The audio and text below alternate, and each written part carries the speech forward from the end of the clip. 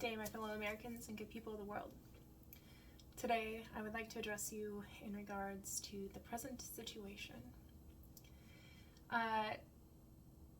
There's a lot of really just terrible, negative, bad, god-awful things that are going on in the world right now.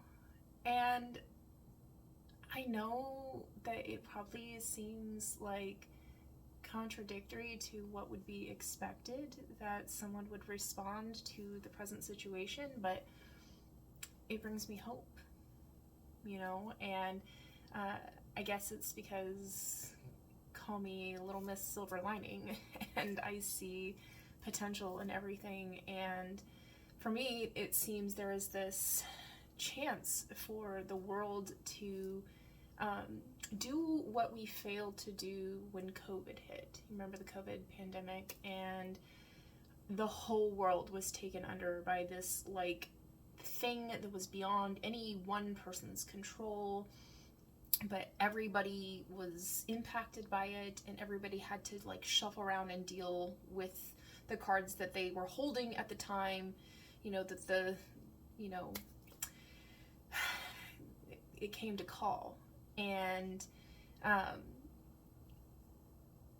what I witnessed during that time period, besides, all the negativity, let's leave that out for a moment, what I witnessed was such human connection, such a beautiful, profoundly deep human connection. People cared, spontaneously cared, spontaneous cooperation. And people were sympathetic, and they were enthusiastic to help to keep our spirits up despite the fact that this terrible thing, and I'm not saying that there was not the bad things that were happening, and death and chaos and mayhem and disorder and lack of administration and all kinds of very, very bad things, and people died, and it was just, and people suffered unnecessarily, and we learned a lot of really valuable but very, very hard lessons from that.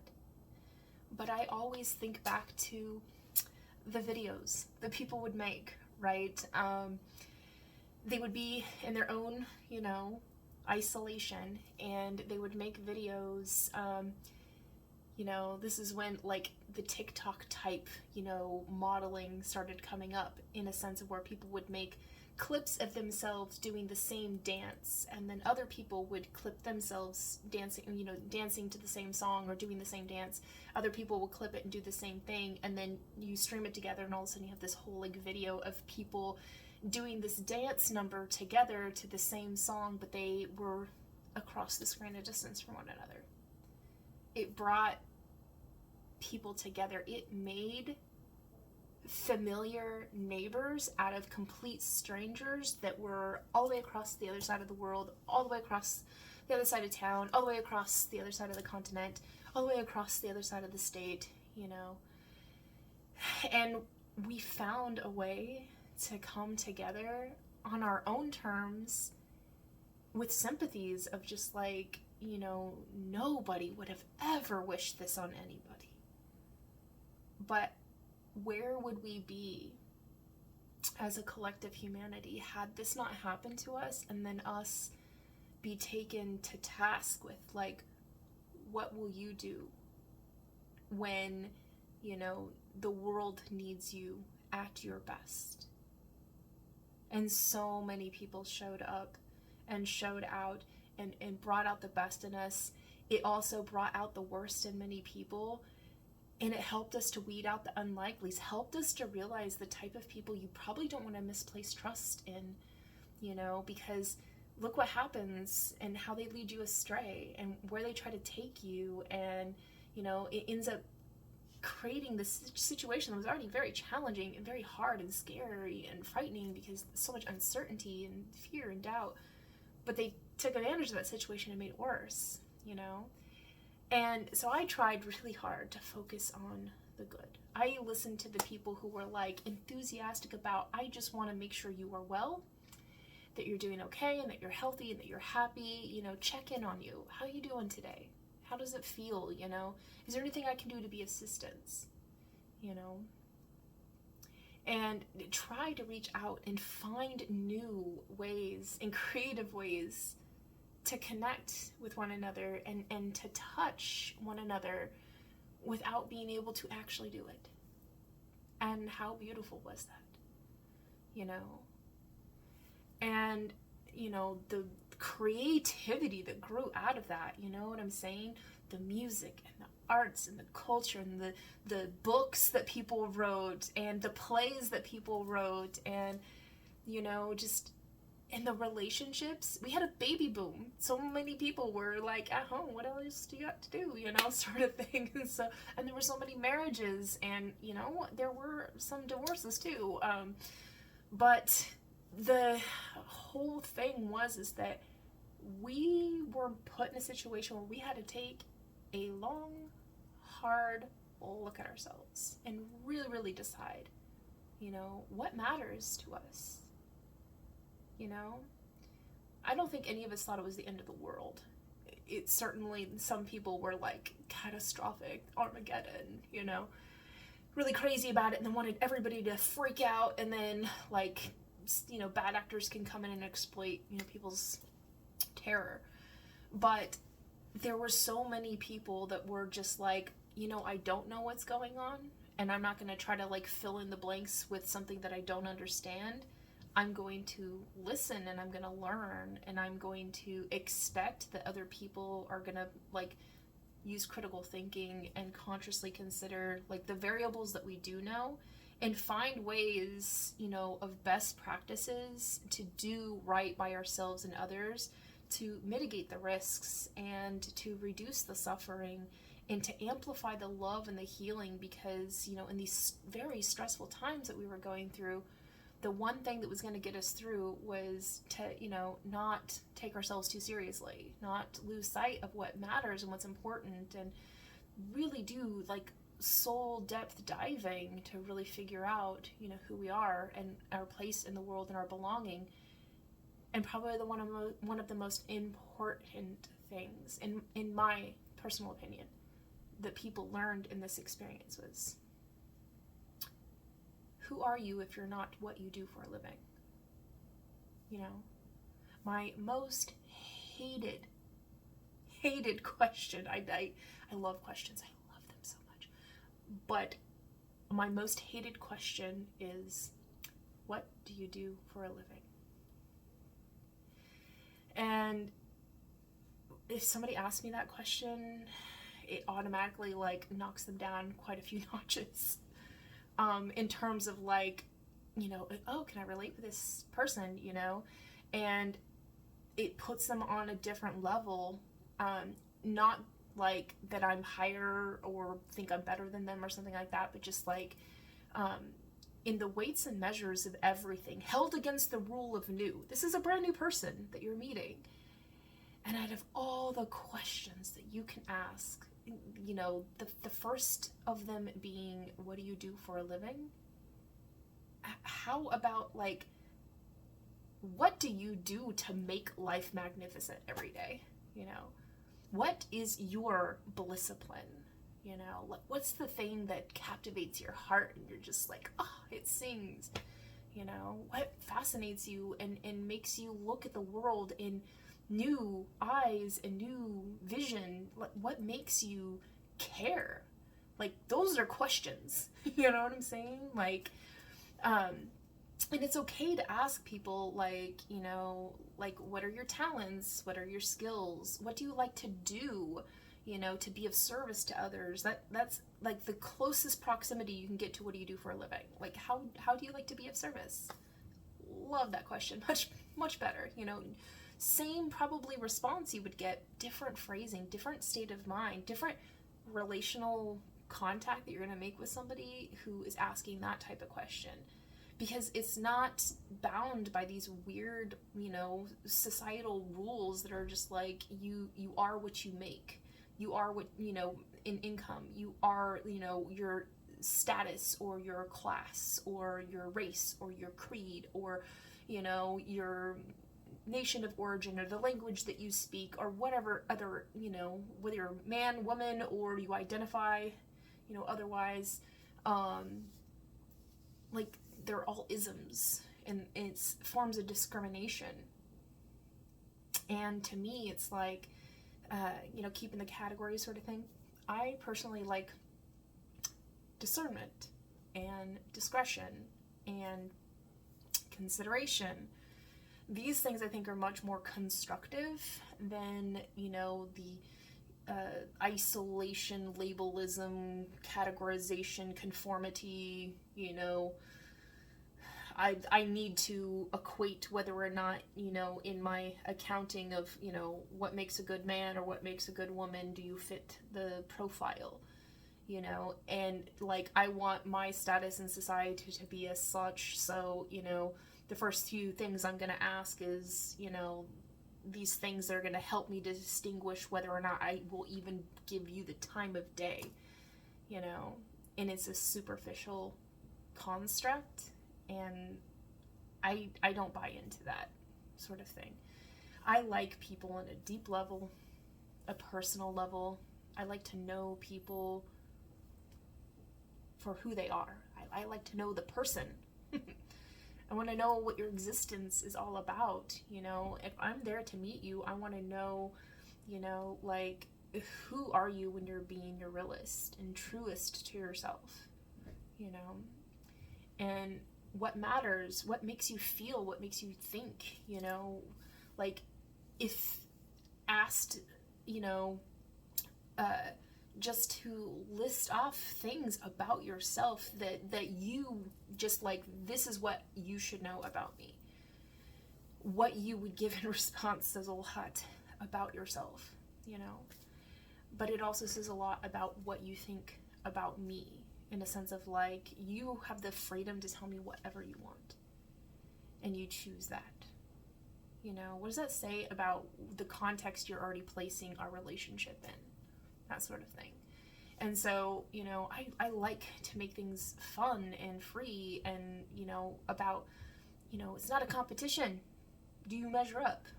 It's an exploration.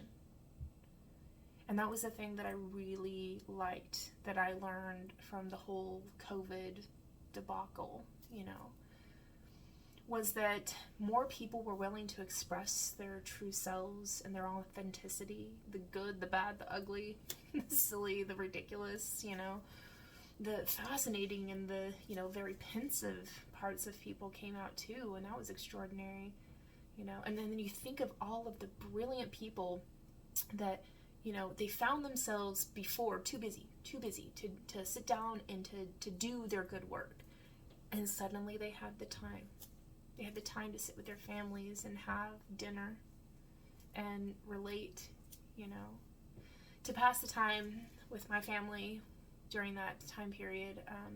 We would sit down at the kitchen table together and have dinner, and then we would do one of my favorite things, which is called highs and lows. So everybody gets a chance, as you're seated at the table, to say what your high was for the day and what your low was for the day.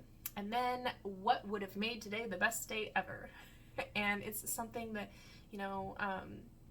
I started in tradition with growing up in my family, and then I continued it on with my children, but adding the what would make today the best day ever.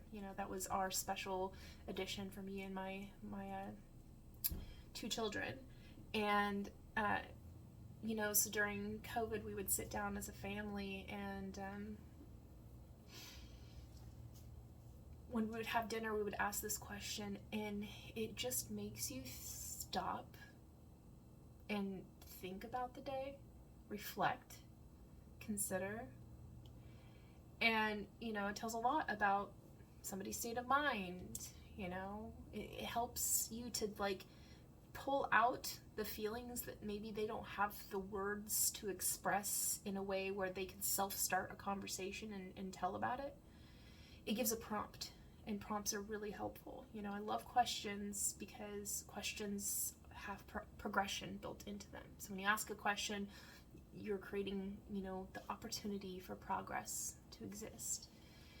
And so, you ask, what was your high today? And today, my high today was that somebody that I very much enjoy and appreciate asked a very intriguing question. And it made me think of something that I hadn't thought of before, and that's my favorite thing. Like, if you can help me recall a memory, like, you don't have to know the memory, but if something about you helps me to recall a fond memory that I have, it just, like, it sends shockwaves through my entire body, and I get, like, tingly sensation, and it helps me to connect all these other, neural pathways that I've established in my mind's laboratory, and it helps me to unbury, like, deeply held constructs of care and consideration that I've had before, but I kind of, like, stowed them away, behind these, like, key code words, and it's only when the right thing is said at the right time, the right way, for the right reasons, does it, like, bring it up to mind, and then I go back in time to this just beautiful place of this memorable experience, and, like, I'm saturated in emotions and sensicalities. Like, I can smell that moment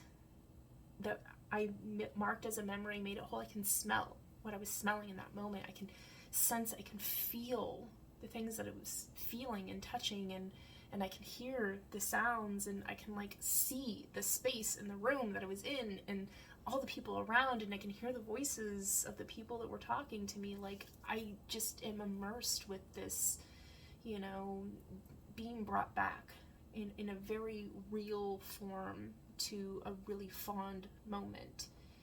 And it's elating to me. I love it so much. So that happened to me today, and I'm grateful for that. So that's my high today.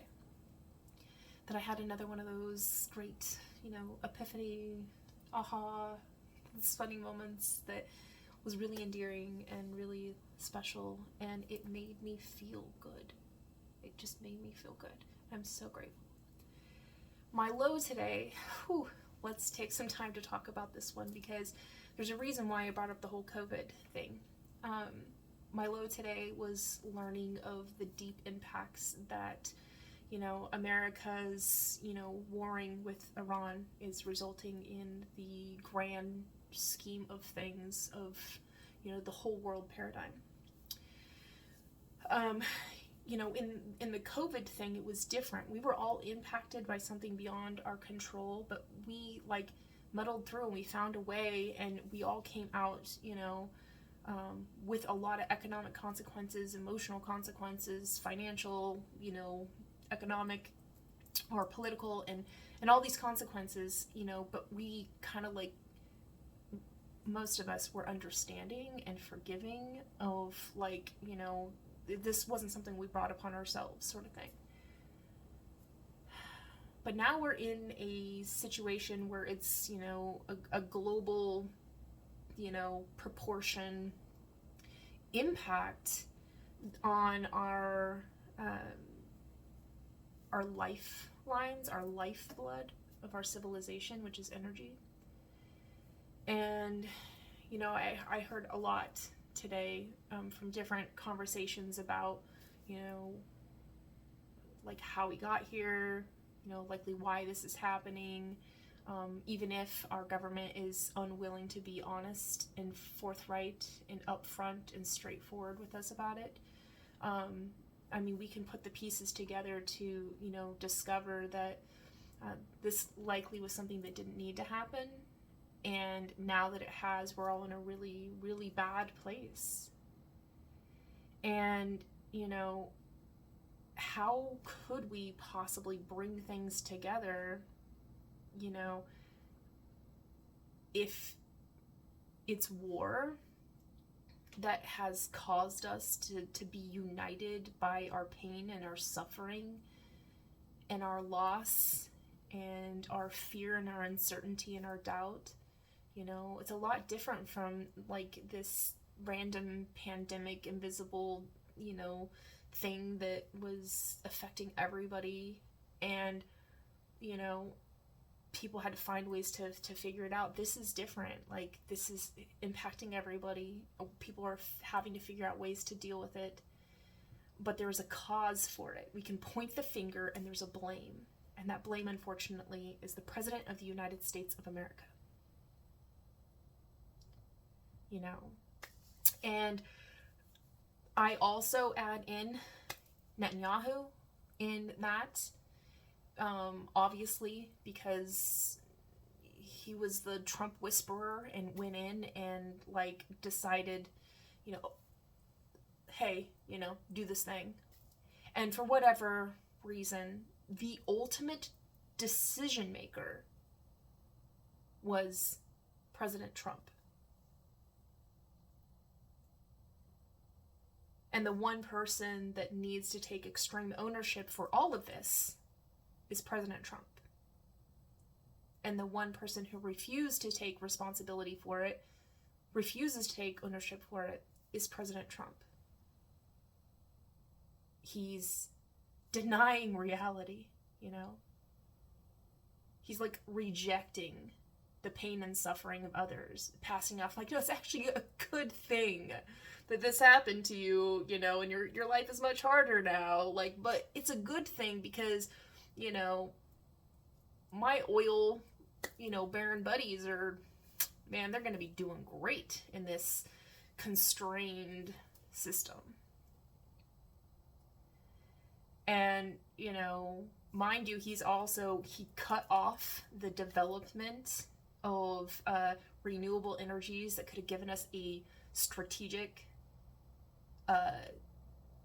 renewable, robust, localized resource of energy that could have helped us to supplement, to kind of like curb some of the impact, absorb some of the impact, and make it less, you know, detrimental to everyone. Because he's got it in his mind that, you know, windmills kill birds or something stupid to the effect, because he's just not capable of, like, learning facts and making informed decisions and, like, basing his, you know, assumptions at least off of presumption that there's truth embedded in it and it can be verifiable, you know, and that it's not contradicting science and technology that's proven itself over time, and, you know, people who have had the experiences say, actually, no, this works. I was a security guard at a wind farm, okay? I watched them through the entire experience of building these massive structures, listening to them, you know, work optimally, functionally, all over the place, near homes and residents and animals, and there were birds everywhere, and they were fine, you know? And this resource was able to produce a significant amount of renewable, low-cost energy for that entire area. And it improved the quality of lives for people there. You know, there's nothing wrong with wind farms. There's nothing wrong with a windmill, you know? And so wind-powered energy is incredible. But, you know, it's a competitor against, you know, the dependency paradigm that's required for, you know, oil to have its, you know, hooks and claws and everything, and be able to suck so much of the substance of people's lives out, you know. And so for Trump to be like, yeah, it's cool, guys. It's cool that you're paying more money, because guess what? Your money that's taken out of your pocket, don't worry about it. At least it's going to American oil barons. It's fine. And that just shows you who he cares about, what he's thinking, where his mind is with all of this. And so it frustrates me, of course. Of course it frustrates me.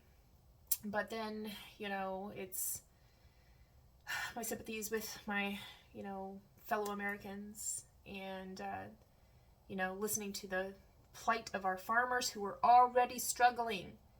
And basically the $20 billion that Trump, like, said he invested into farmers, which, like, who's gotten that money? Has any of the farmers actually seen that money yet? I don't think so. You know, I don't know for certain, but it's very highly suspect. But, you know, in that $20 billion, talking about investing into the farmers to help them out, Man, he just wiped that out in, this few weeks time that he's been bombarding Iran.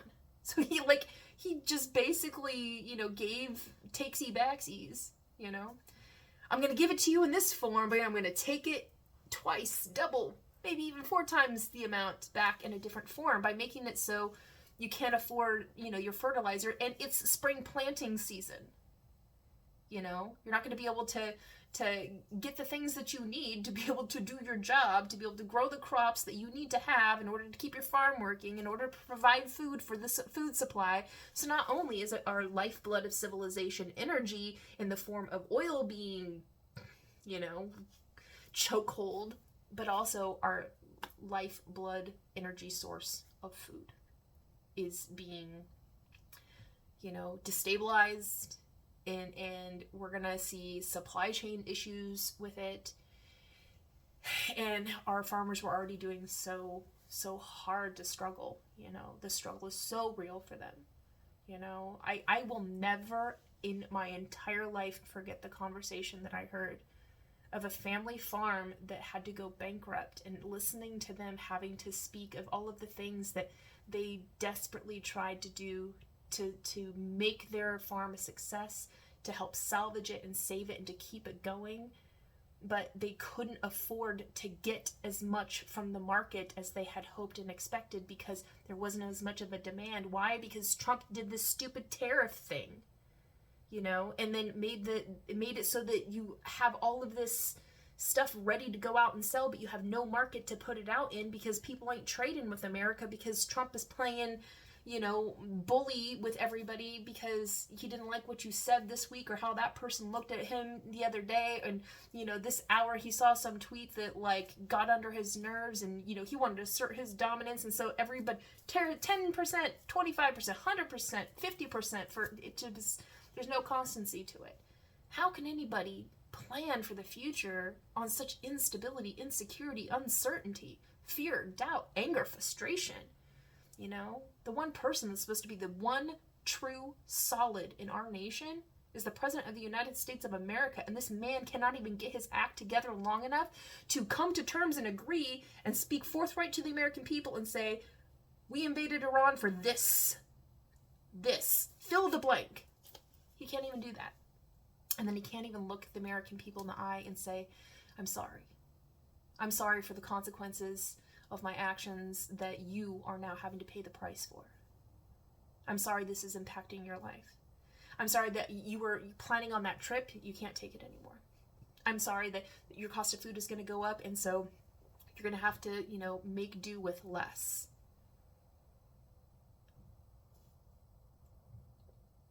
And thinking of all the farmers that are going to go out of business, they're not going to be able to make it through this. So many farmers, so many businesses didn't make it through COVID.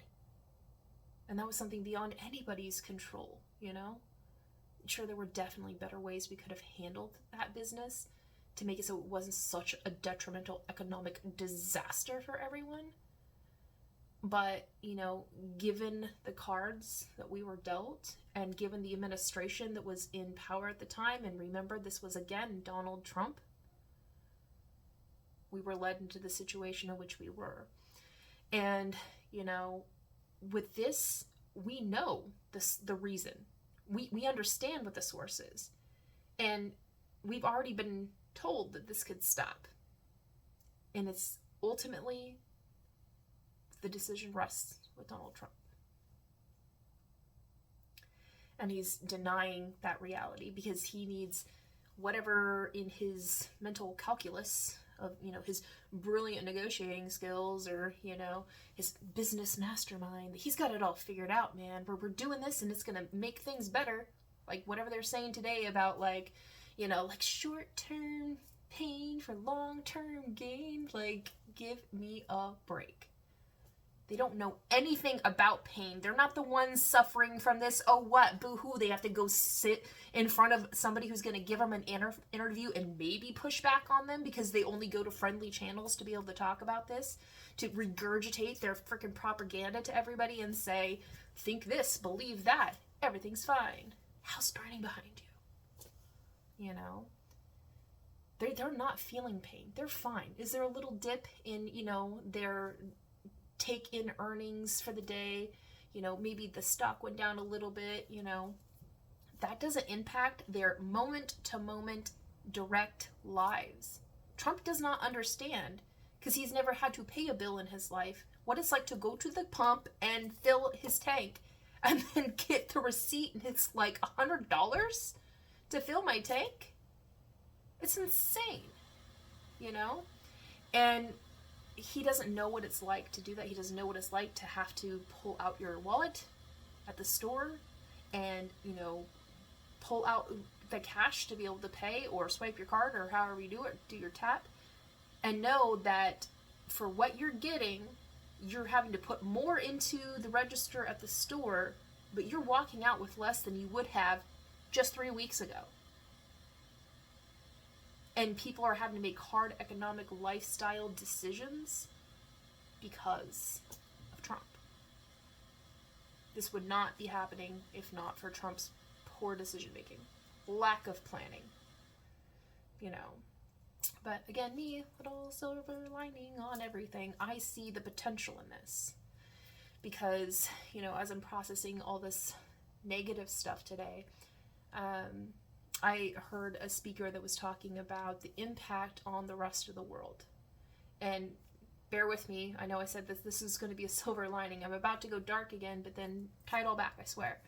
I was listening to the impact of what's happening in India, right? And from what I understand, India relies on about 85% of their energy source to come through the Strait of Hormuz. And so they don't have this, usually it's just like it's coming. It's always coming. The fuel's coming and it's going to be there, and, they'll be able to use it. But it's been cut off and nothing's getting through right now. And for what few, ship supplies that were on the other side, made it through before everything shut down, once those reach there, they're going to be used up in short order. And because they, as a nation, don't have the economic capacity to have, a year's worth of oil reserves to rely on, fortification saved for a rainy day, they really only have the capacity to run about 2 weeks with what they have on reserves left. Now, mind you, like from my understanding, they refine crude and then they export it, and it's one of their exports, but they're going to have to retain those reserves now for themselves, so their economic impact is going to be huge. Restaurants are already closing. People are not able to, get the fuels that they need to do cooking fuels. The cooking fuels are subsidized by the government, and now the price of those cooking fuels have gone up, so that means the government's going to have to pay more money to do the subsidies for this, or no longer subsidize it. Either way, it's going to be extremely expensive. Less people are going to be able to afford, and the ultimate problem being that people are not going to have the cooking fuel that they need to be able to cook delicious, nutritious food.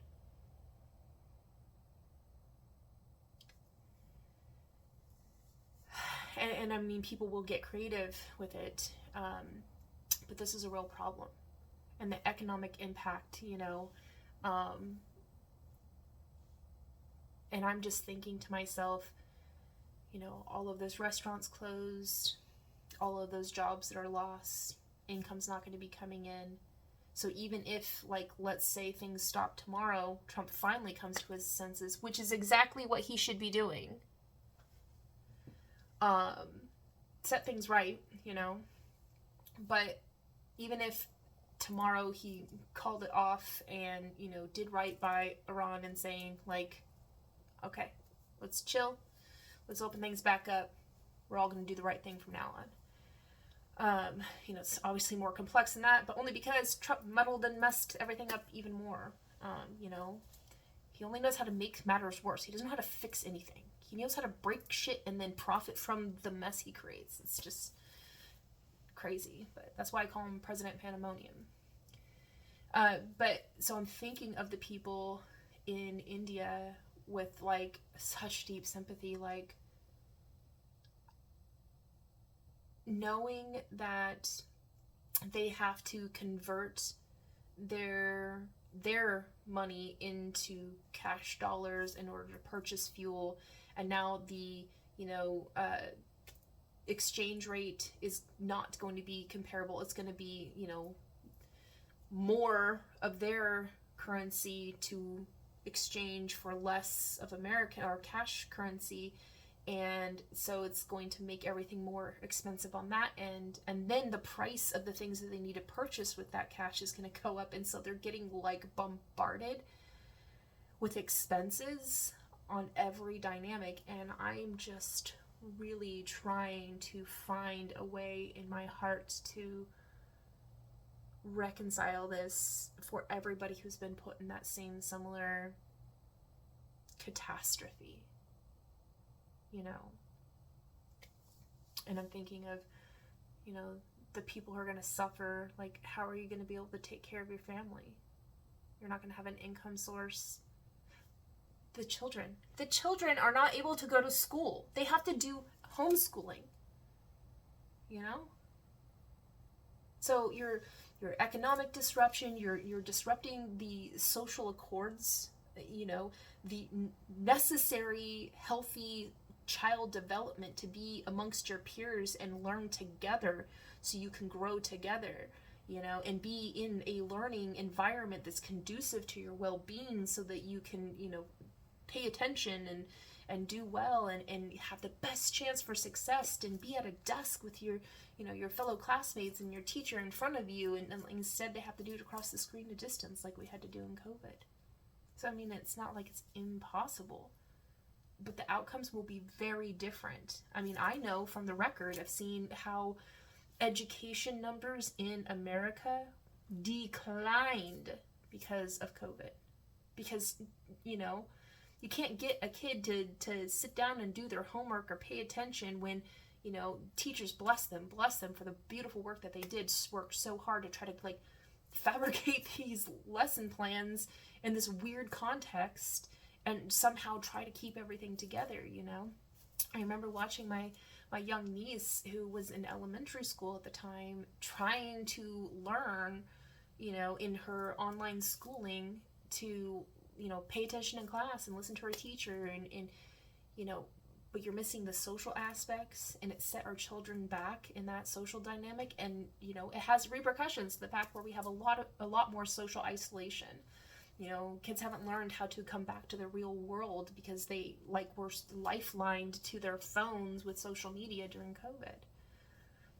And so when I'm thinking of how that impacted school children in America and took a huge dip and decline in our education outcomes, and the chances for students to go through and complete all of school and graduate, and their grades impacted and their behavior changed and all these things. So now I'm thinking about these children in India that have to do remote schooling. Some of them maybe not even to school at all. And I know that hurts. It's setting them back. And I don't expect the leader of Iran to care. I don't. Because what I've been learning lately is that, this person is very hardline, very anti-American, and from what I learned about the history with, America, thinking it can come in and just, dictate to the world, I understand, I don't agree. I definitely don't agree with any of the tactics, but I'm sympathetic to understand, to want to do whatever you feel that you have within your capacity to protect yourself and your nation and your people. And when put in a hard enough corner, people left to their own devices, they're going to do. And if, moderates or, reformists and these sorts of things, come in with sensibilities of law and order, let's do this the right way, we want to have good relationships, it's much harder to convince people to follow those voices when people are suffering and they want somebody to pay the price. You know what I'm saying? And Iran was suffering immensely. And, you know, so hardliners were able to convince the people to follow their ways, and then they were trapped in this situation of, you know, you're damned if you do, you're damned if you don't sort of thing.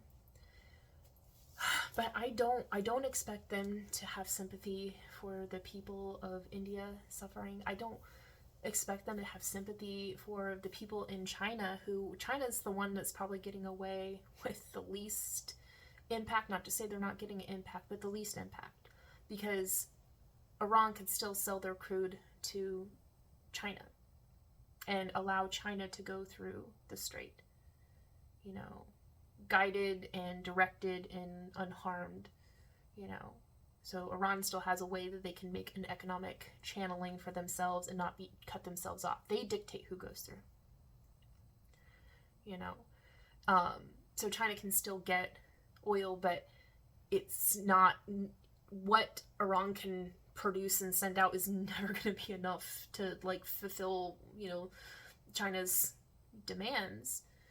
So there's going to be an impact there. And even at that, it still is going to take time, because it's not like, you know, when you have a whole system that's just flowing and going and you cut it off and then you replace it with something else, it takes time to orient and, you know, logistically, you know, conform to this new arrangement. It takes time.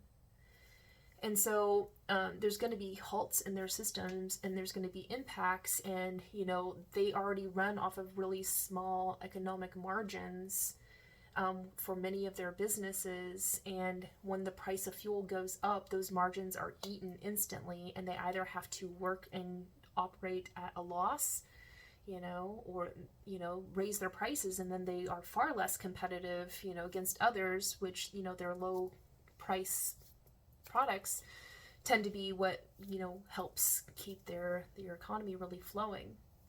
And so and then, you know, the local governments are the ones that help to like supplement the companies to keep them, you know, just above water, you know, so keep everybody working and, you know, keep things producing and keep everybody in busy work, and there's just enough of a profit to make it function.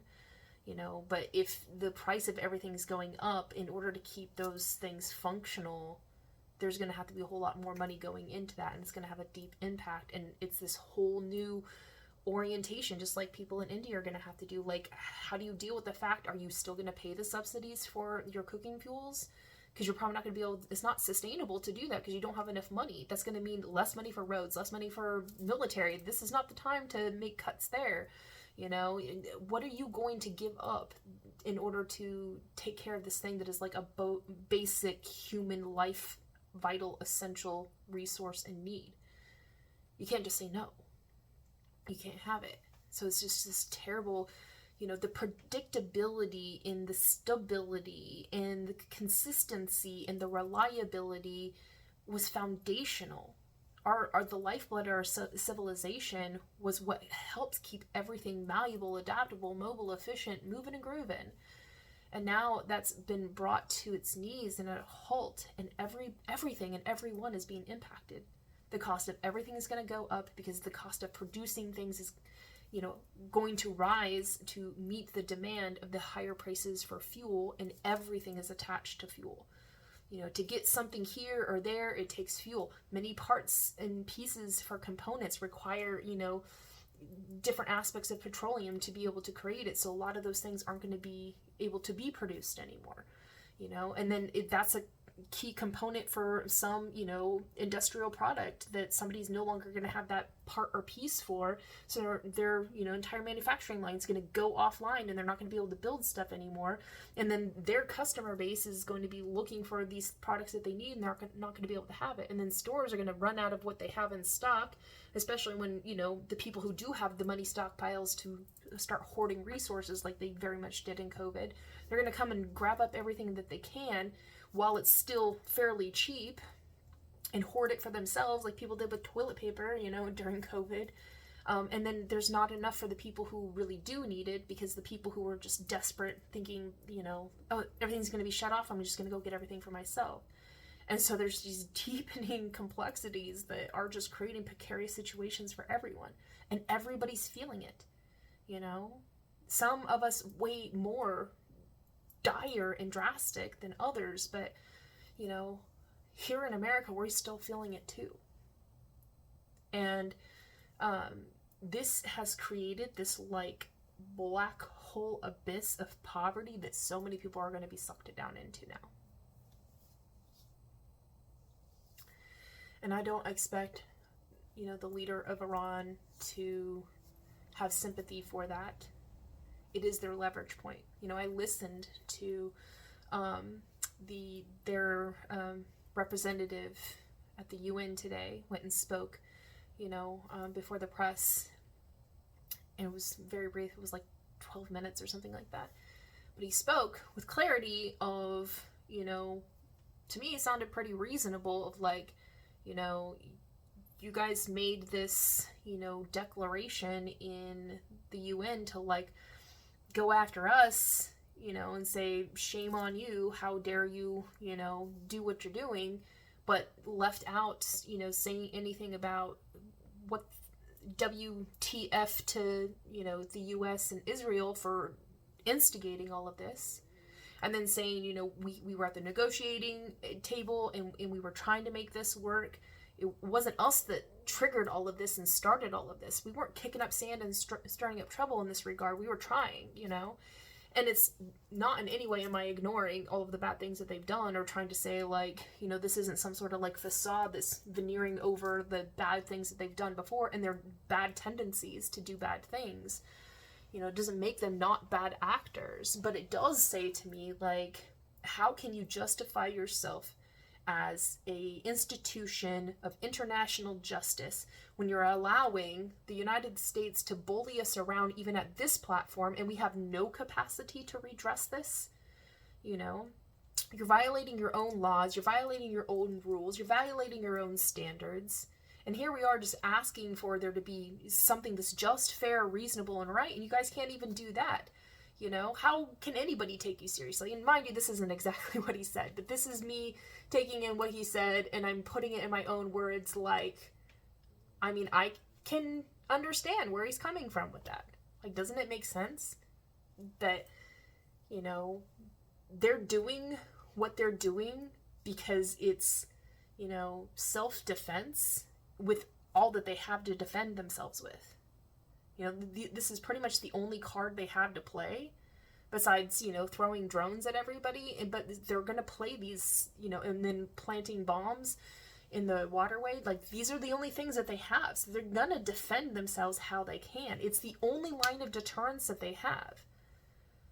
And they refuse to, unconditionally surrender to who, to what, to why?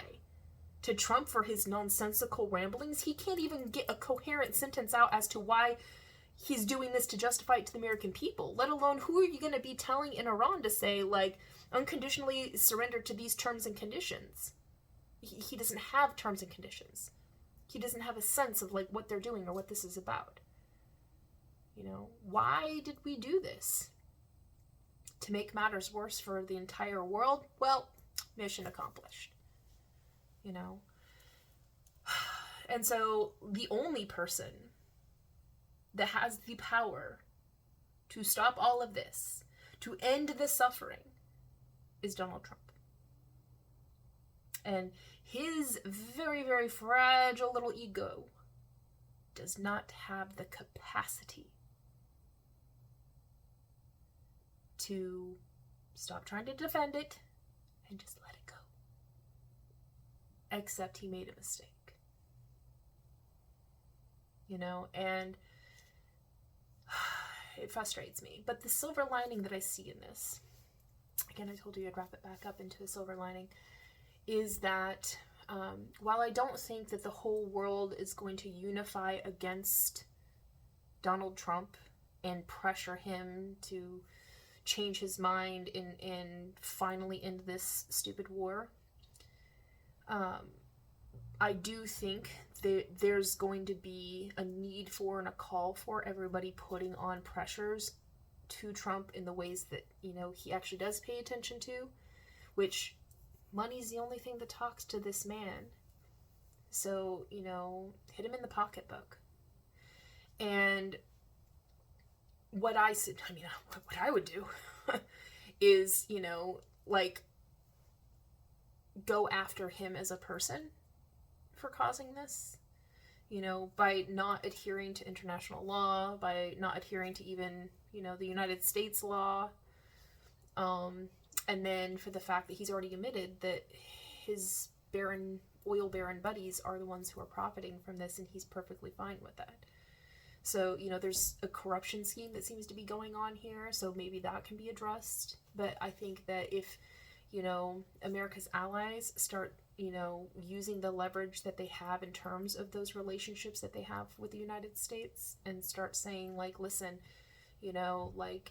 nobody wants Iran to get to the capacity to have the power to, use weapons of mass destruction against, anybody, given the fact that they lack the self-control to not be bad actors with nefarious intent. Until they reform and they're not that type of, ominous threat to the world, they really shouldn't have, nuclear weapons. And I understand what their, ambassador person or whoever said in the UN today was we have reserved the right to, have nuclear for power capacities or whatever. I get that. But that was the whole point of the Iran deal that was signed in the Obama administration. It was functional. It wasn't perfect, but it was something that was structurally sound, that could have been built off of, reinforced. But because Trump's little tiny ego didn't like the fact that it had the name of Obama on it instead of his, he decided to rip it to shreds and then create this precarious situation that precipitated all of the series of negative events that led to this moment in time now.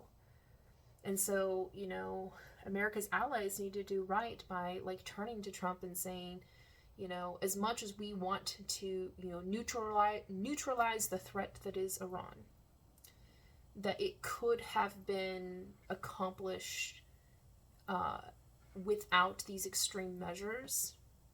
And given if it really was, what you feel, because everything's about his feeling, that it was necessary, you could have. And, we argue, if you were really our ally, would have, given us the heads up, given us time to, consider, alternative plans to shore up our weaknesses in advance, to give us a heads up, at least so that we could, absorb the blowback without it being such a shocker to, the global order and our domestic, securities and domestic order and tranquilities, our economic system. There's so much that you could have done just by way of extending the kindness of, and care of just giving us a heads up, and you didn't even do that. And then you look at the fact that America's reserves were not even fortified in advance. This was a very immediate, on a whim, it sounds like Netanyahu came in one night and whispered in his ear on the phone, and then all of a sudden the next morning we're rolling out the troops and ready to go. And Trump had already advanced people in that direction, because he was claiming he was going to go save the Iranian people from, their very cruel, oppressive, and violent government. But that seemed like a pretext as well. It sounds to me like Trump wanted this to happen, but then Netanyahu advanced the timeline ahead of everybody being fully ready, and Trump was just okay, let's do this thing, and so, and now he's stumbling, fumbling, trying to figure out how do you figure out this mess of the whole energy crisis that he's created as a negative outcome consequence of his poor decision making of going in and attacking Iran for why. But the silver lining I see is that this is an opportunity for our allies of the United States to reconform their alignments with America in a just, fair, reasonable, and right way. Create some distance, create some boundaries, and really show America, if they're choosing America first isolationism, what that really feels like and what that really looks like,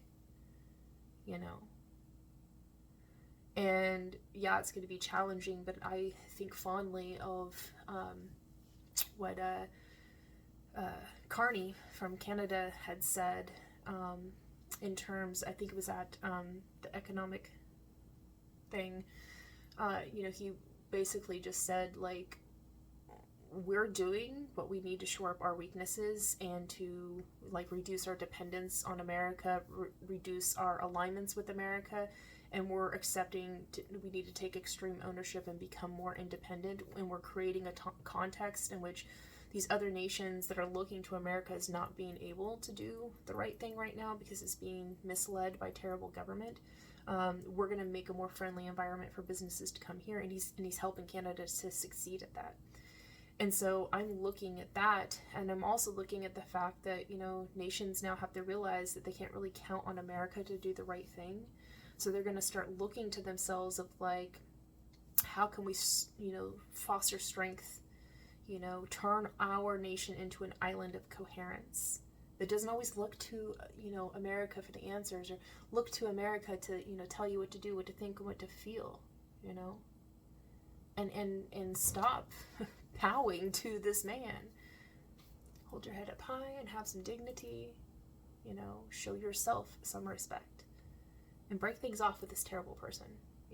We here in America would do it if we could, At least, the good people in America, the people that haven't been, like, somehow captured in this insane, false paradigm, this illusion that makes it seem like Trump has it all together and he's doing right by everybody. Like, false. That's not true.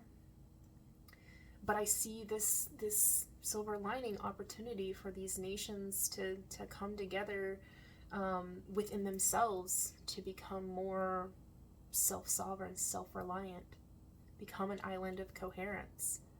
Because if this war and this, fuel constraint does not, like, raise your attention of how, like, weak and vulnerable people are if they align with America, it teaches you should probably be self-reliant and self-determined. And that's going to be really good for the world moving forward. Especially because Trump's not going to be an American president for very long. His term this is his last term. He is a lame duck president. That's why he doesn't care the consequences of his actions, because Supreme Court gave him immunity and he ain't going to have to worry about ever being elected again, so he can just mess everything up for everybody. And nothing's going to happen to him that he actually cares about, And he's rigging systems, so he's going to be set for life when he gets out, so, like, he doesn't care. And he's doing all the things that, all of his buddies wish could have been done, before, like, the end of his term or whatever. Oh, just do this, this, and this. Like, invade Cuba next, Marco Rubio's loving that.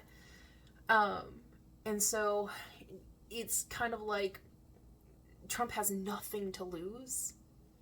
And all of these people that have been desperate for these bad things to happen, just American president to do these things that, any self-respectable or controlled president would never do.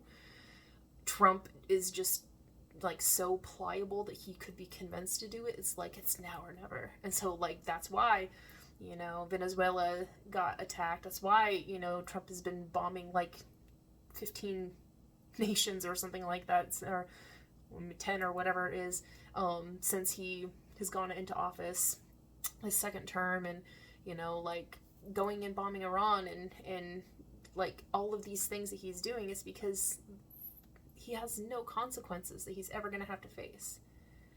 And so they can just pour it on him and use him as a shield to advance these terrible objectives. I mean, that's obviously what's happening. But, as terrible as that is, and, I'm sure there's more to come, because Trump is not being restrained at all.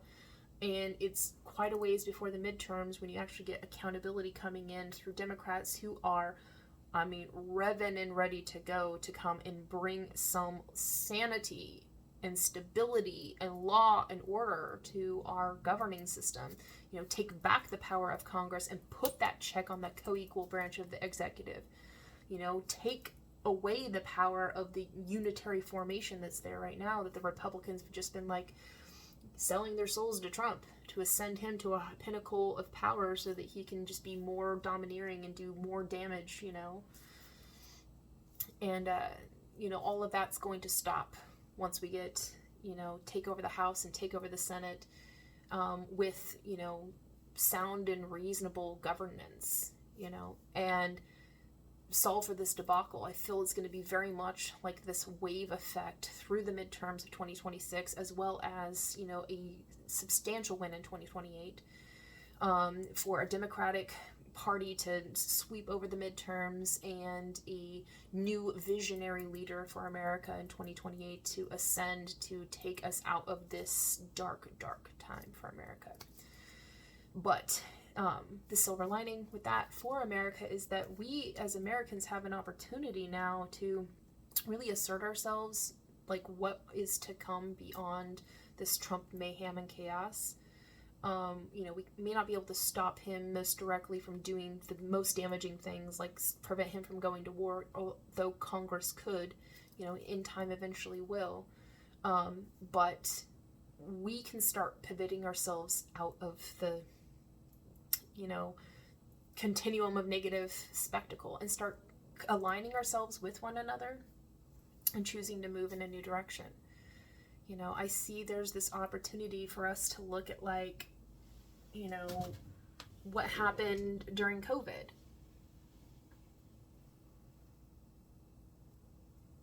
There was this whole coming together of unity and love and peace and let's just change the world together. And we have that,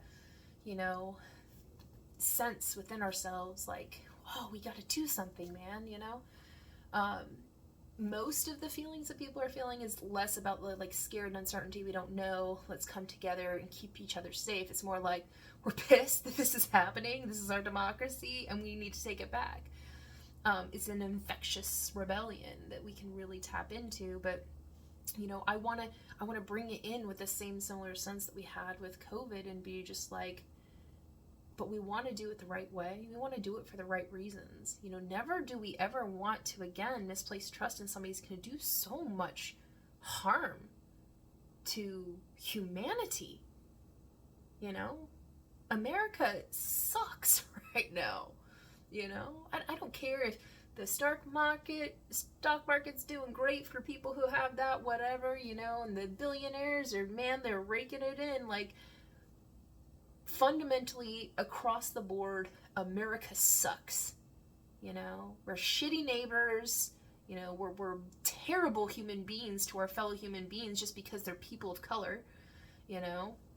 May not speak the same language, and they originated from other than, our soil or whatever. And we're just cruel and we're inhumane and, that's not me. That's not who I am when I'm being my realist. And most of the people that I meet out there in the world, that's not who they are either. Even people that I know who are ardent Trump supporters never thought mass deportations now meant murdering fellow American citizens on the street, kidnapping, traumatizing little children, denying them their medical treatment or their medical devices and kicking them out like you don't care and sending them back to a place they've never been to before and, putting them in a precarious, dangerous situation because they came here seeking asylum to get away from violence so that they could live. All these crazy things. People who I know who voted for Trump didn't vote for that. They thought it was we're going to make sure that the people here that are here, are not a threat to America, and they're not sponging off of our systems.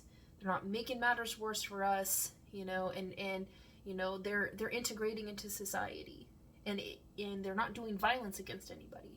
You know, if you can't do that, then you don't have the best interest of America at heart. You probably shouldn't be here, you know?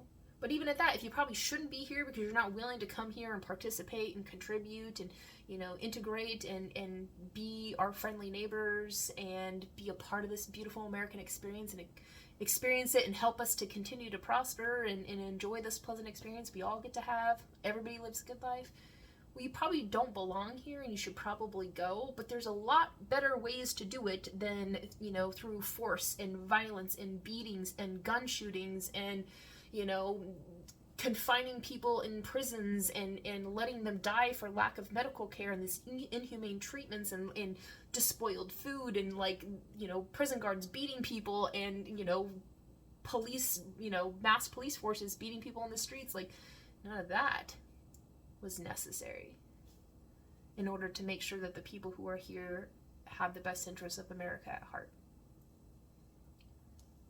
How you do the test of knowing whether somebody's a bad actor with nefarious intent, whether they have good intentions for America or not, you create a golden door of opportunity of what every person, when, you know, they used to think of America as going to heaven, offer them that golden door of opportunity to come and be with us, be a part of this nation and help make us great, amazing, you know. Do right by us and we will do right by you.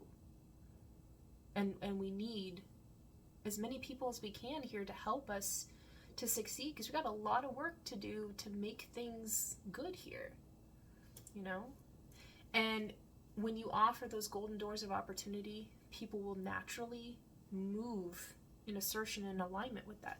That's what happened with the, you know, the app or whatever that Biden had that brought people in. It was supposed to be just this, you know, smooth transition to help to make it so that, you know, we didn't overburden the border and people could come in, but it was a faulty, you know, terrible situation, you know, like it wasn't the right thing to do, but it was an attempt to get people in the right way, you know, and people tried, and it was still a very desperate situation to even do that. It was not a perfect system. It was difficult for the people trying to get in, and then, you know, it just made them targets as soon as Trump came into office. Is like everybody who, you know, we tracked that phone, pick them up and get them out because, you know, we don't like open borders. Well, as far as I'm concerned, I don't like open borders either. I like open doors, doors that can open. You know, it reminds me of this great Super Bowl halftime commercial that happened during Trump's first administration, and it was for a lumber company, and I'm sorry I can't remember the name, but it was a brilliant commercial. You know, it was a mother and a daughter that were in Mexico, and they you know, departed their beloved family, and then they started walking, and along the way the little girl would pick up pieces of cloth and thread and trash that she'd find along the way, and then she like just wove this beautiful fabric of a flag. They walk and walk, and then they get to the border, and it's just this wall, and they just look like, oh my gosh, you know, all our hopes and dreams are gone. Of course, there was no sound in the movie, but it was just like, or in the commercial, but it was like you could tell the look and expression. They shot it so beautifully. It was an incredible commercial. But the little girl looked sadly at her mother, and they were just like looking at each other like, what do we do now? We hit a brick wall, essentially, a brick wall. And then suddenly they pan over, and then they see this door. And it was like a golden door of opportunity, and they entered in through it. And the whole commercial's theme was just like, do it the right way, and we want you here.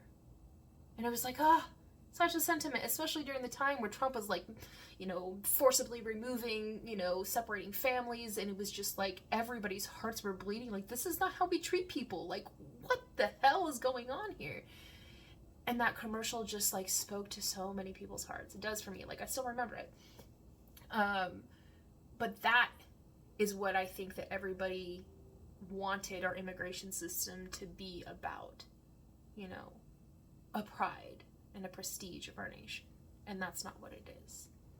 because you have an administration, and all of these people in the administration, Trump is like, he is all ideologically for this idea of racism. He embodies it and he embraces it. It is who he is as a person, you know?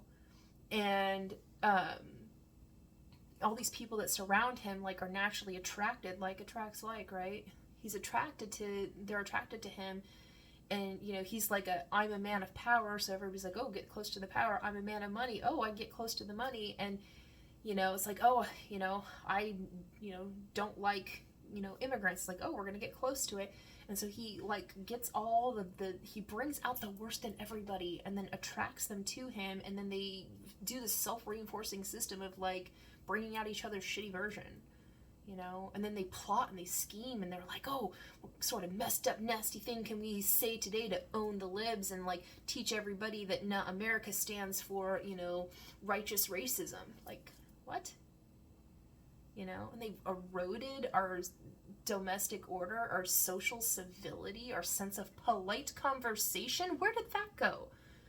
You know, you see most social medias, which is why I don't do social medias, because it's like, why waste my time, breath, and energy to, like, you know, be inundated with cruelty and, you know, mockery and insults and, you know, just stupid takes that have nothing to do with the basis of, like, how do you establish good relations among a nation that's supposed to be united as a people. We the people.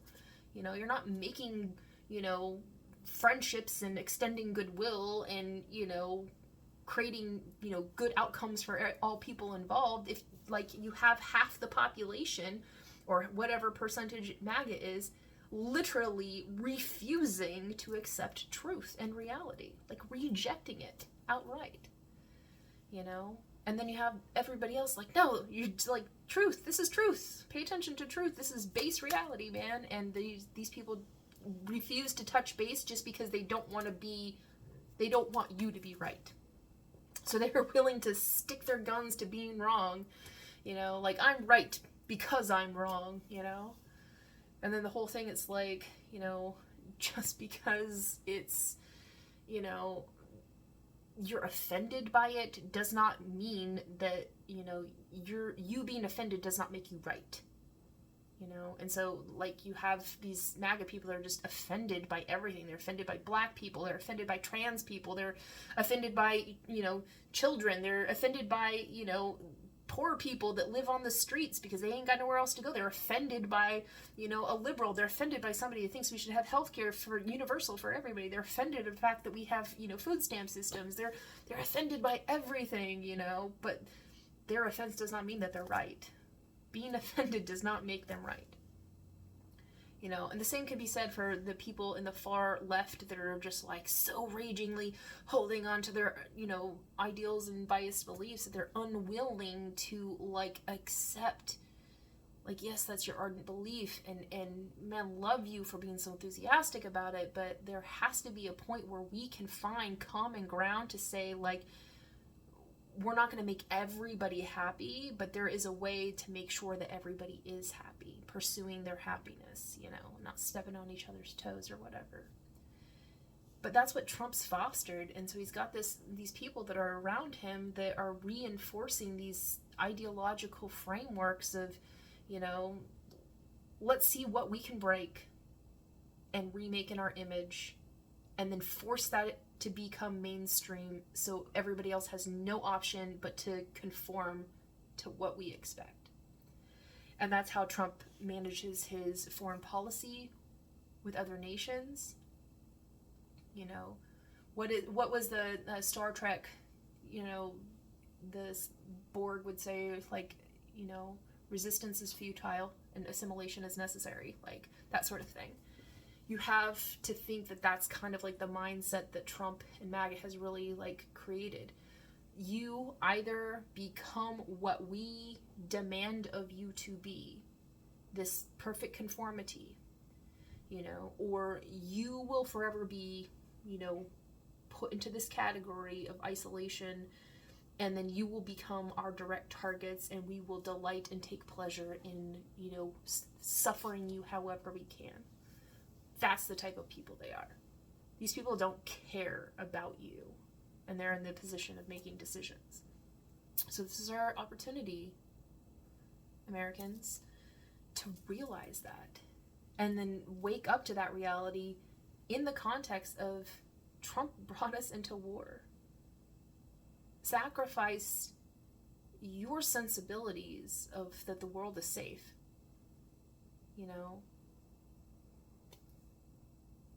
Put you in a precarious situation financially. My heart goes out as a former, military spouse that had to endure 2 deployments, raising 2 children on my own while my spouse was away fighting in a very violent war. That uncertainty, and then the uncertainty of knowing that there's conflict that's happening and that your spouse might get called up and have to go and fight. It's a terrifying position. And then every single day you wake up wondering, is everything okay? And you try to stay abreast of the information of what's going on, but it becomes very difficult to hear how bad it is and how dangerous it could be, especially, if it's a person that's working, in the front lines. And, working in the situation of, my ex-husband was an engineer. Engineers go first. How do you think all the tanks and everything come in, how the planes have a place to land? The engineers go in and they build it.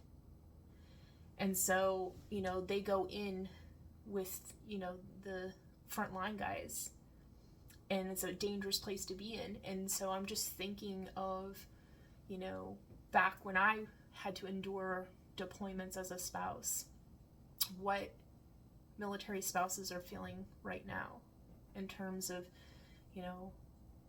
is your spouse going to be called up to go and serve? Is this war going to go on longer and they're going to be called up and have to go? And then for the ones that are deployed, it's especially knowing that this is a hostile, unpredictable, opponent that Trump has turned into, an enemy by going and attacking them. Not knowing what they're capable of or what they're doing, and knowing this country's in a desperate situation. You can't anticipate what they're going to do, and you never know. I mean, I'm thinking of the soldiers who have already passed away. Most of them were working in an office where they thought they were safe and sound. In Kuwait. They weren't even in Iran. And, they were targeted. And they probably never saw it coming. And they lost their lives. And listening to the stories of, who they were as people and the communities that they left behind, the families they left behind, it's so sad, because I know that those aren't the only families that are going to end up feeling this way. And, it hurts my heart that Trump doesn't care more about that, put himself in their position of just as a military spouse, you have to know that, you just be strong because you are the pillar of strength at anchoring your soldier at home. And, but still holding it together is a really difficult thing, and explaining to your children what's happening for them to understand and make sense of it, really difficult. And because this war is having such an echoing, rippling effect here in the United States, it's even more apparent to the children and to the spouses of the risk that's involved. And so what I'm hoping in the silver lining of that is that, our military service members will, really come to an enlightened awareness in regards to how they choose to affiliate themselves in elections moving forward, that they will really consider, the person that they are electing is, the person who you're going to have to place your lives in the hands of that person and know whether or not they care enough about what you are going to be called to do, if ever called to serve, and to really care and really think about that. Is the person that you're voting for sympathetic to your situation? And I hope that the military families that are going through this experience right now will be consciously aware of, what is on the line, and be able to vote their conscience and vote their heart for somebody that would never intentionally put American soldiers in harm's way for anything other than, the last thing that you would have to do. Expend every other thing that you can do first. And think of, who you're going to vote for has to be somebody that would, care enough, and it's not just president, it's also Congress, because ultimately the capacity to declare war sits with Congress, not the president. You first want to vote for a president that's not going to, override Congress's role and try to declare war on their own. But you also want to vote for people in Congress who are going to know we don't go to war unless we have no other course of action. And, the silver lining also of thinking of the solidarity that is going to be there for American soldiers in the aftermath of this. I really do believe this is an opportunity to help to garner the public support that's going to be necessary, and the support in Congress that's going to be necessary to do some reforms for our, veterans care, and hopefully be able to make some changes to that system to make sure that when soldiers do come back from war, that they can integrate and be well, and that, as they retire or they, seek out, veteran services, when they leave active duty, that there is a robust and, positively reinforced and well-staffed and, well-equipped, well-trained, whole force for good to serve on behalf of veterans. And we have that potential if we recognize, that we should be electing people who see that as being important too.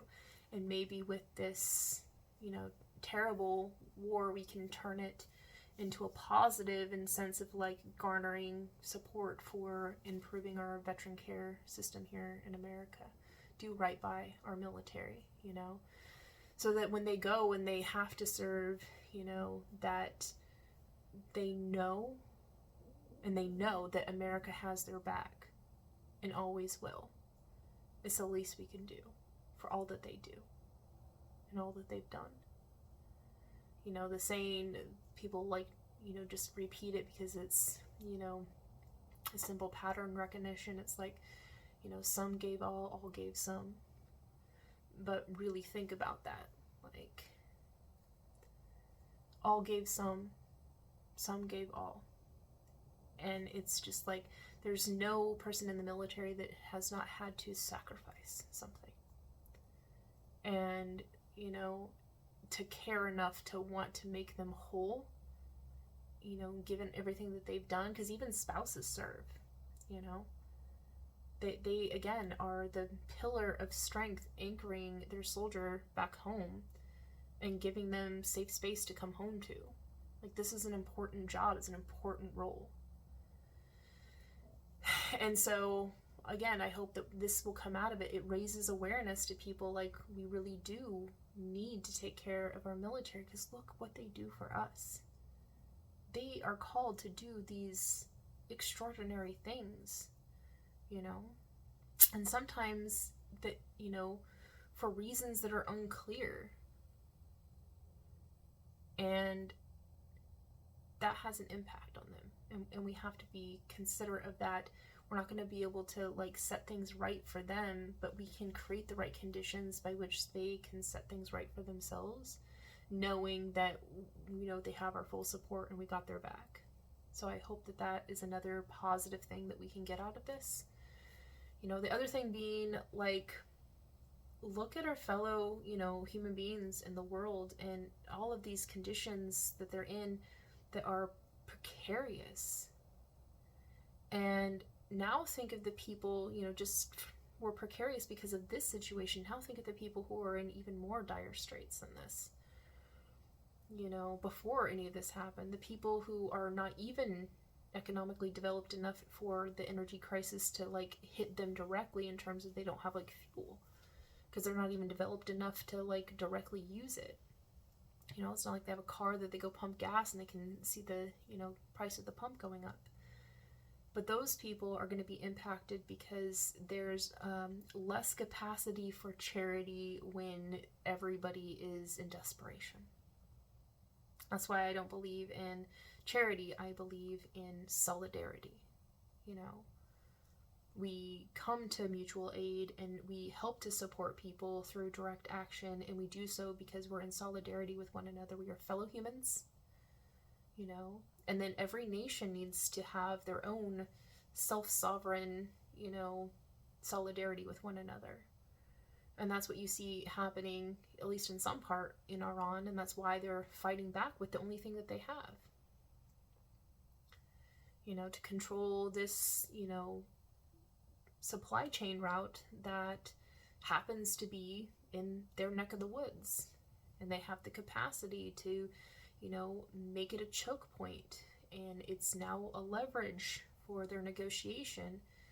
And, you know, it would work to, you know, everybody's benefit to, like, set things straight, and that won't be a problem anymore if Trump would just go to the negotiating table to, you know, choose to, like, relent his ego's need to prove that he did this for a reason, you know, and he's just waiting for that reason to suddenly appear. It's like, how about your reason is that, you know, you can continue to do this and people will suffer, or you can stop and the suffering will be, you know, it's like the critical bleeding will be stopped.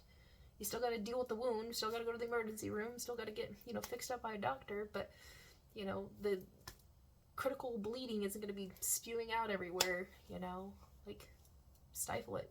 And, you know, it would have the capacity for us to set things right. And all it would take is for Trump to, I mean, he doesn't even have to admit he was wrong, you know. He certainly can't claim victory because there's, you know, there's no winning in war. There's just none. But what he could do is, you know, say, again, kind of like the silver lining that I'm trying to establish here. Wow, we learned a lot about ourselves from this, didn't we, guys? We learned a lot about our fragility. We learned a lot about our insecurities. We learned a lot about, you know, the weaknesses that we have, and now we can shore them up, and we can fortify those, and we can build up our resilience, and we can learn from this, you know, and we can grow as a people, and we can come together and say, you know, we really have to take this threat seriously with Iran, especially because, you know, we poked the beehive and, you know, the hornet's nest, whatever, made things worse. But, you know, we can choose which way we approach that, and we can all agree now that direct bombardment, you know, is not really conducive to getting the type of outcomes that, you know, people could say is good, you know? You can't deem any of those things successful. So maybe rethink those things. And then maybe it will help inspire Congress to reel in the powers of the executive. Let's hope. But also America, like American businesses, small business and large corporations, like, wow, guys, you know, we are just one executive commander-in-chief decision away from everything being messed up for us. And there's no controlling this man. So maybe we should rethink, you know, the type of people that we align with and allegiance with in terms of, you know, who we're going to elect to make decisions on our behalf. You know? Because it certainly isn't your collective best interest that this is happening. And, you know, POTUS is obviously telling everybody in so many words of all these excuses as to why they've gone and done this thing, that he wasn't thinking about you. This is not about you and betterment for you or to make America great, you know. This was something else entirely, and the fact that you're burdened and you're suffering and your companies are, you know, how you're gonna reconcile this. I mean, there's so much impact. Farmers and corporations and manufacturing, like, and small businesses, like, there's so much affecting in this chain. Like, how are you gonna reconcile this? And you know, little problem solver me wants to just like step in and intervene on your behalf and be like, we can do this and we can do this and we can set things right in these ways, you know. But I am not a decision maker, you know. I have the want to do right by you. I care. You know, I'm thinking about you. You're in my heart and in my mind constantly. Like, man, what's the impact happening to these people? And, you know, I'm thinking to myself, like, another silver lining thing that came to my mind as I was thinking about companies and, you know, people and corporations and like how everybody's going to make ends meet with all of these cascading costs or expenses, raising the cost of everything, and then the prices, you know, no longer affordable and people are going to have to make do with less. And it's the life vital resources that are going to be the ones that people are going to most struggle to, you know, attain, but there's going to be a tremendous impact on, you know, consumer spending on, you know, frivolity and luxury and stuff. So, I mean, industries all across the board are going to have impacts because of this. But I'm thinking to myself something that I, you know, have been formulating in terms of a corrective mechanism ever since COVID happened. I remember I like to go out for walks in the middle of the night to work through the laboratory of my mind, and I was walking one night down the road and I was talking into my little voice recorder. You know, got to capture the good ideas as they come in, leave a record sent, and I was talking about you know, our economy was shot with COVID. It was just, we were all screwed. And I was like, you know, well, it would make sense, like, things are still happening, stuff needs to get done, people still need to eat, and, you know, there's bills that are still need to be paid. So to me, it was just like, the problem isn't that, you know, the activity isn't still, you know, happening, transaction isn't still requiring to, you know, be accomplished when everything was shut down. It was just a matter of, you know, there was no way to transact and to transmit, and there was no way to, you know, pay for these things because the system is reliant on a person getting a paycheck, having their money in their bank, and then being able to pay their bills, sort of thing, or to have the money to spend to go to the grocery store. And because they don't have the money to go to the grocery store doesn't get their money in, and so the grocery store doesn't have the money to, you know, pay their payroll, so they can't have their employees, and they can't pay for, you know. But because people still needed food, grocery stores, you know, these were front end, you know, workers that were working as hard as first responders, you know, putting themselves in harm's way because they had to, you know, get food to people. But thinking of, like, you know, the economy is trying to find new ways to function. I remember, you know, companies, restaurants, when they started to open, started having outdoor seating, and there's many places in places that I travel around where outdoor seating is still there. Stuff that was established and built out during COVID are still there because it's just like, this is actually kind of great, you know, to have this outdoor seating. So everybody adapted. We adapted to the circumstances, and we found new ways to make things work. We got ingenuitive, you know? The most abundant resource in the whole world is human ingenuity. And so I'm thinking to myself, you know, as I'm taking this walk, I'm like, it dawned on me, we just need an auxiliary economy. We need an economy that we can shift into when shit hits the fan. That make sure everything gets taken care of, you know, financially, stuff. Economy's still humming and it's still working along. You know, not everything's happening because, you know, people couldn't be in proximity because that's what we decided. I don't know why, but what we decided as, you know, government, like, probably shouldn't be close to each other, limit the amount of space, you know, only vital businesses open until things can calm down a little bit, whatever. But, you know, we needed to have the economy still humming, and it could without, you know, the people or the companies or the landlords, you know, or the tenants experiencing this desperation of, like, I don't know how to make ends meet because I have nothing to meet it with, you know? If we could shift into an auxiliary economy that instead of giving people, like, payouts like they did, which, like, I don't know who got that money, you know, or how much they ended up getting for it, you know, or where the money came from.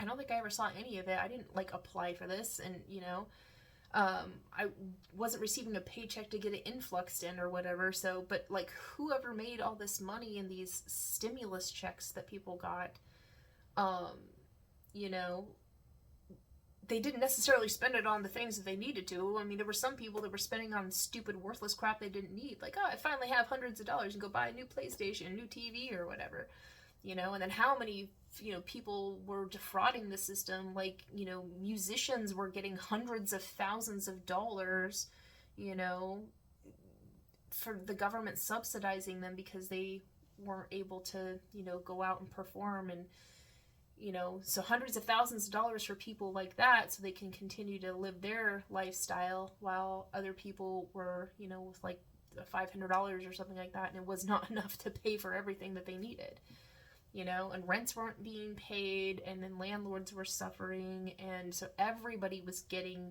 the shaft. And, you know, I'm just thinking to myself, well, we had an auxiliary economy. Everything that everybody needs to pay for in terms of life vital essentials could be paid for out of this auxiliary system that says, you know, everybody has what they need to make sure life vital resources are paid for. Food, water, sewer, garbage, you know, cooking fuels, heating fuels, be able to, you know, heat and air condition their house, and, you know, rents, and be able to pay for their car payments, because we don't want people falling behind on their payments. Then they get into the whole penalty field where it eats up, you know, makes things more expensive. Like, sustain and maintain, you know, until we can get things under wraps by operating in an auxiliary economy. And then when things settle down, now that we know, like, we're racking up this bill that we're going to have to, you know, reconcile later, so we have incentive to reconcile it, you know, get things in order fast enough so that we can reconcile this sooner. Because the sooner we reconcile it, the less we have to pay back in, you know, the refund. But life still goes on. Everything would still be taken care of, and there would be enough for everybody, and it's being paid in terms of, like, life vital resources instead of people getting, you know, frivolity funds that they spend, you know, like it's not their money, so they didn't care what the money went to, you know. And so there was a lot of waste in just that, you know. And then it doesn't put such a burden on the already, like, social safety nets and the local community supports. It would take the burden off of them. They can still be there and serve and support, and they're a great supplement to that, but it's not like everybody is looking for, you know, a service that is only fit to help just a few people that fall out, you know. And so an auxiliary system really would have been great. And it's like, well, how would that function? You know, it in terms of digital currencies would be the perfect framework for that, you know. because they can run on that system and rack up, and I mean, it's just relationships to a decimal point in a digital space, you know. And then when it's time to reconcile it, those who are the holders of the currency, which in this case can be the American people themselves, American taxpayers themselves, then have to both pay it back, but also are like paying themselves back. And so, you know, there's no need for a penalty or interest fee or whatever, but the money goes in to paying back off of this system, and then it allows the system to go back to, you know, zero sort of thing. And if you can add in incentives for, you know, large corporations to be able to buy out chunks of it to kind of like take on the currency and hold the currency space while it's not being used and transact it, and for that to be an incentive for them to do, you know, on the cheap transaction in this auxiliary space, knowing that when comes time to call and we need it for emergency purposes, they have to pull out to allow everybody else to use it during that time period, you know. So we have this emergency funds, and they are, you know, given a price tag for which they will be able to buy back into the system that is going to be at a lower rate, and so they will profit off of the difference, you know. I just thought that was a great way to help, you know. There was lots of people that were, you know, into philanthropy during the COVID time, and they were putting funds into programs and things like that. It happens all the time. Like, you know, there's emergency disaster, and, you know, people pour in funds to help to support. And like when we had the recent government shutdown, you know, another government shutdown because of Trump and his little temper tantrum throwing to like hijack and hold hostage and hold for ransom everything. You know, food stamps weren't being paid out for people. And so we had, you know, great companies and individuals and nonprofits that like are poured money into nonprofits. You know, one of my favorite comedy shows, Last Week Tonight, helped to fund food banks in California when there was an uptick of people that were looking for food there, and it was just like, bless their hearts, it was amazing. To me, it was just amazing that they did that. And they're not the only ones that did that, but it just shows that people care enough to want to do whatever they can, however they can, in all the ways they can, to at least lessen the burden, the struggle of other people, because they see the desperate situation. All these, you know, workers were, you know, not able to work, and they were put into, you know, not having paychecks, so they're forced to go to food banks and that they've never had to do before, and then food stamps are being, you know, held ransom. And so all of these people had to go to the food banks, and suddenly the food banks, which were not prepared to do it, you know, at that scale, had to all of a sudden amp up their capacity. And if not for the influx of these the generosity of such kind, compassionate people, they never would have made it work, you know. And so you think, again, in those types of dire circumstances, if we had an auxiliary economy that can shift on in these circumstances, people wouldn't have to go without. And they could sustain and they can maintain and have their life vital resources. And then when it comes time, you know, all that money has to be pulled from our tax base to refund that, you know. And the people, instead of like, they're not getting it for free, but now we recognize as taxpayers that we have to pay it forward to ourselves once again to refill those coffers again, you know. And so something to that effect. That's not the like exact, you know, blueprint outline of how it works. That's just, you know, random musings about it. But this is what I was thinking about during COVID. And so now I'm looking at it in this precarious situation where, you know, you're having inflated costs of living for everybody, for basically every life vital essential, energy of all forms, including food, and everything's going to be impacted. And unless we have a way to prop up this system that makes it so that regardless of whether or not people have the money to buy it, they can still afford to get it, so they don't go without it, that's the whole point of the exercise. The outcomes that we want is to make sure people do have the food and the fuel that they need. But again, comfortable conservation mode is like enough for everybody's need, not for anybody's greed, you know? And, you know, not rationing it, but being rational about it, you know?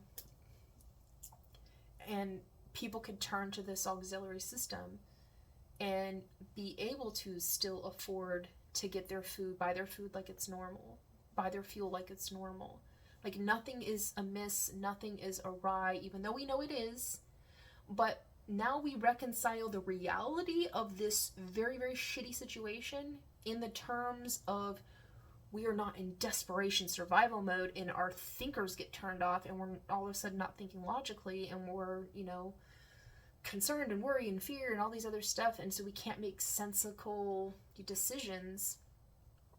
And then that's where predators come in and start, you know, gouging people for prices and stuff. So this stops that from happening. It gives everybody assurances. Like, there's no reason for the, you know, people to get worried about it. We got you covered, you know. But when we come out of this, hopefully we can shorten the distance between, you know, getting in and then getting out of it, because we are going to have to pay it back. And then when you come out, you recognize, okay, now we have to pay it forward to ourselves to make sure that we have the funds again if something else happens again. So it's kind of like a rainy day fund or whatever. But if we're doing it in an auxiliary sense and depending on digital currencies, it's still tangible. It's real. It's not like we're taking money and making out of nothing. There's a tangibility there. And who's holding that tangibility? The place marker for that tangibility? You know, the people who are asset rich, who have the capacity to invest in, you know, keep it valid, you know, for the value that's there, and then, you know, only pull out, leaving the value there, but pulling out their claim to it to allow others to claim to it when it's an emergency situation. And then when they step back in to make the claim, you know, they make a gain off of it that is reasonable, you know, not something that they can game the system in order to profit, because the last thing we need is to give them, you know, a way to be able to profit off of human suffering any more than they already do. It's a controlled system. It's a limit, you know, it's, you know, invariable, but it's reasonable enough to say, like, okay, it's worth it. You know, it's worth it to do this because it's doing right by everybody, keeps the system flowing, you know, creates a stability in the system. And, you know, it's nothing to me. It's no different than people, you know, buying a house as an asset, you know, that could be liquidated and be like, oh, I hold this much value or whatever. But it's just in the form of the house. Well, this is in the form of a digital currency. You know, it's structurally owned by the US government, so it can't be played with and rigged by outside forces, but it's bought into by the people who have the financial capacity to hold that space as valid value until it's come to call. And then, and maybe not all the funds have to, maybe it's just a few, and the incentive structure can change based off of the dire need for, you know, however much and however long it's going to be for.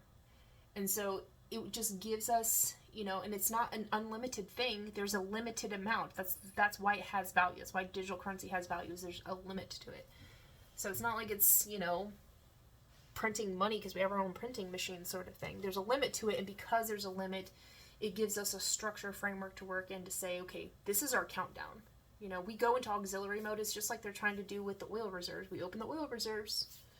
We'll depend on those reserves, you know, because we're not going to have access to the other stuff outside of it. And it's doing that to help make sure that it's, you know, not screwing with the, you know, supply demand, you know, calculus that keeps things stable.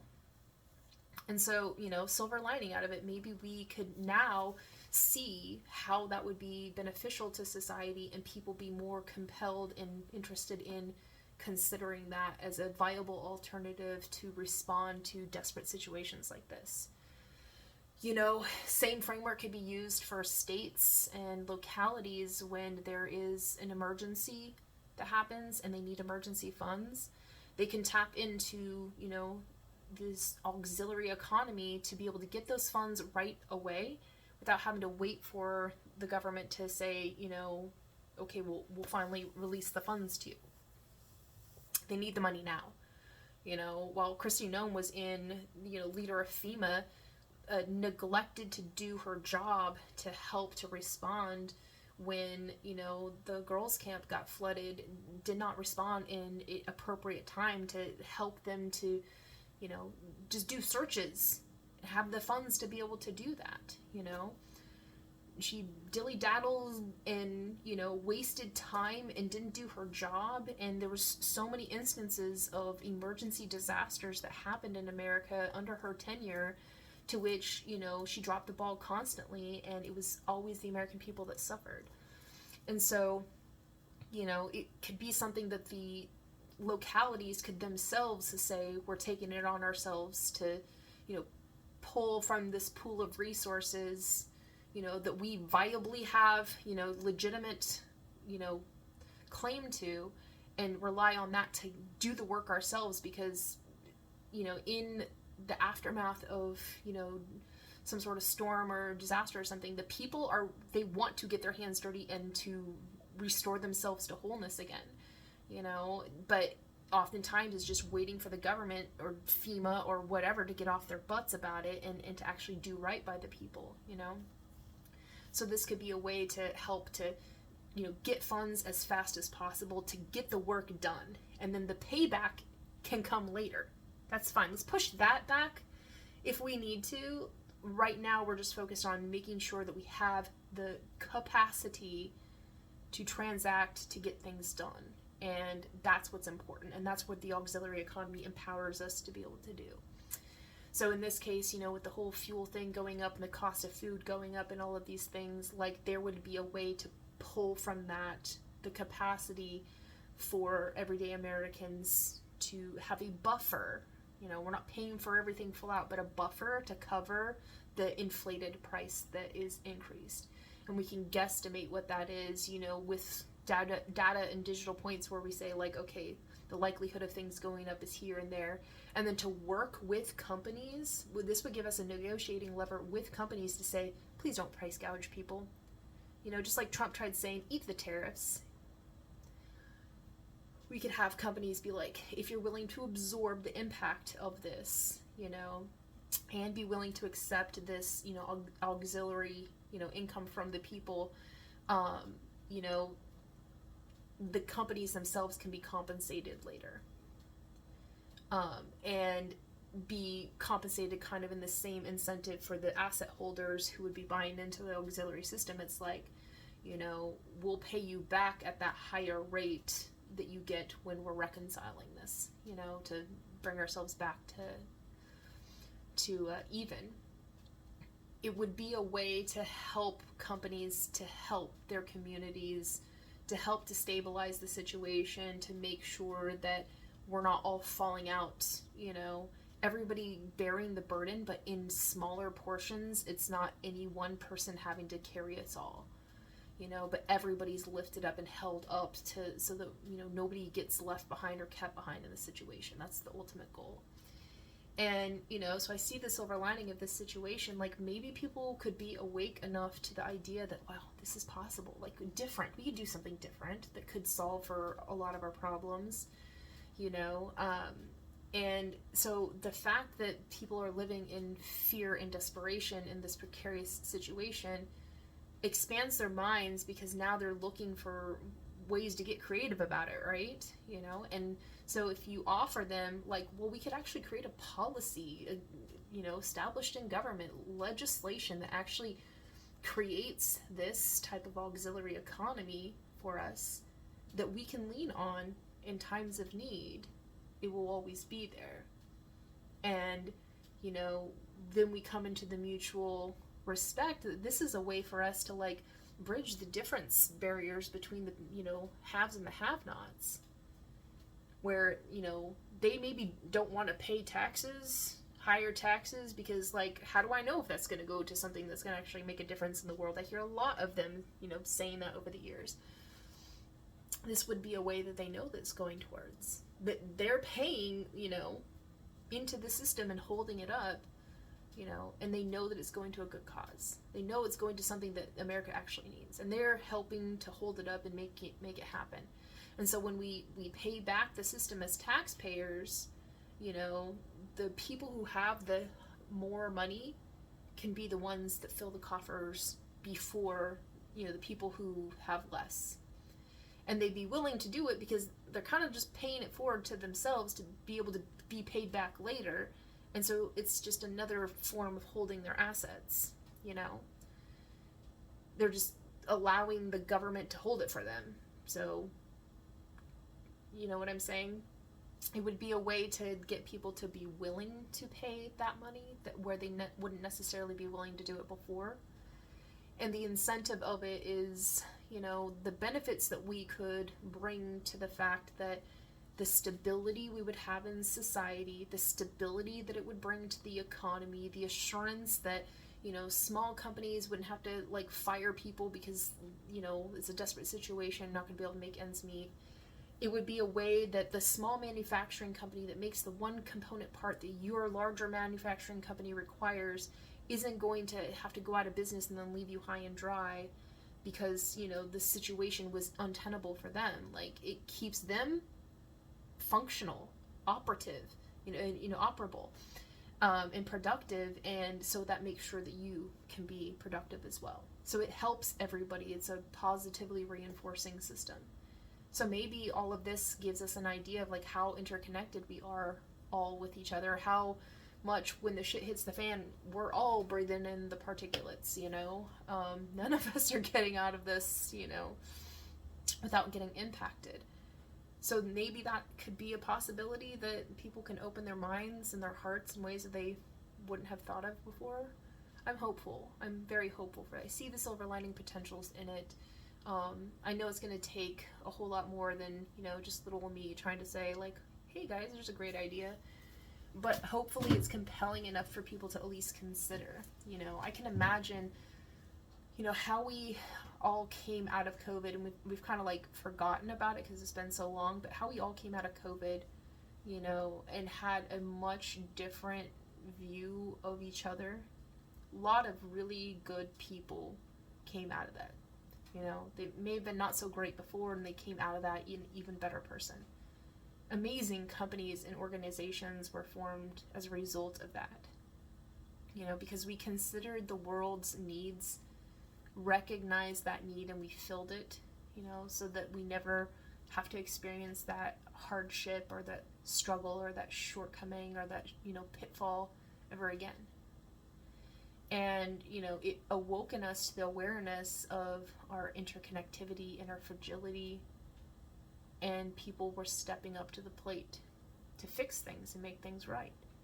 And it wasn't everybody who did, but that's mostly because there wasn't enough, opportunities with welcome invite for people. I think that if more Americans were offered the opportunity to, transition America to be, an ever more healthy, sustainable, just and peaceful place. We need to shore up our weaknesses, become more malleable, adaptable, and mobile efficient. We need to account for those things where, we need to build up robust reinforcements so we have better securities and resilience and fortifications and, innovation, education, infrastructure, industry. All of these things can be responsive to fulfill those needs.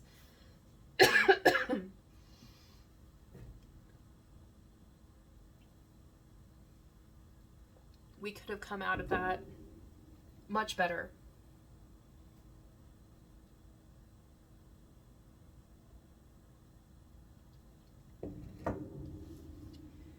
And so just thinking about now we're in a precarious situation. It's not as desperate and dire as COVID was, of course, but it's still not good.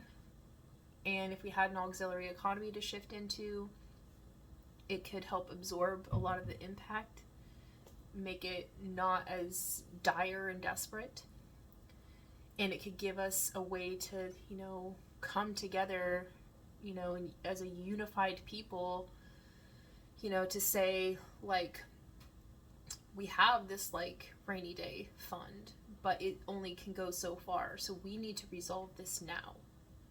We can't afford to wait any longer than that. And then it gives us leverage to be able to press upon the government to, fix this problem. I think especially if it was something that had to do with all of these rich guys who have the ear of Trump all the time, if they were the ones that were saying, we need the auxiliary economy to be, we need them to be kicked off of pay out in the system so I can get paid back. And I would like that to happen sooner rather than later, because the longer that it happens, the less money that I'm going to be able to reconcile out of this. It's in my best interest for shortening the course, so they could add the political pressure that Trump is actually most responsive to. And it's those who are, the higher earners, the rich people of society. He listens to them, and if their whole thing is like, I get a better payout the sooner we end the crisis, so let's fix it together, because, it's not just a matter of,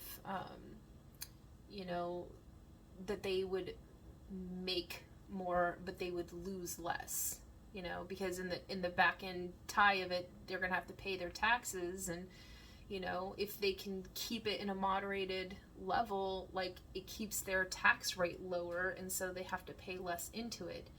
And, and then they can bank on that, knowing that they're going to have to pay this tax rate and they're going to get this payback, and the faster it gets solved, the better the outcome in terms of finance for themselves and the end result. So it would be something of a leverage that they could use to compel President Trump to cease the conflict, unless you have a really good reason, unless, you absolutely have an objective that you're trying to get at, and, you can get it done, but at least communicate to us how long that's going to take, so we know how long we have to hold out for, and we can plan according to know that, we're going to have, a higher or lower return on investment, or higher or lower, tax burden that we're going to have to, deal with later, because the longer it goes on, the more money is going to be drawn from the system. And so, there's some fuzzy logics in there that I'd have to fix at a later time when I actually go into blueprint details how this work. I've already been talking for 2 hours, so, and I'm very tired, so I don't have enough to go into full detail. But the idea about it is that it would give us the capacity to maintain a sense of stability, and people would suffer less. People would still have the resources they need. Companies won't suffer, and no one person will be forced to hold the burden, alone. And it would give us a way to have innate built-in solidarity with one another, to say, like, look, we don't want this to be a problem that's lingering over us, because it's stifling our capacity for growth and innovation and development, and it's preventing us from being able to thrive. And, we want more than this. We're grateful for what we have, because we don't have to live in want, because we've set ourselves up to, sustain. But we want to get back to a life where we can live in a sense that, everybody's living the good life. And having the leverage to be able to press upon someone like Trump to say, like, enough's enough. And for the American people to be able to look at it, instead of it being like, Trump bad, at least we have somebody to blame, and, a million reasons to complain about stuff.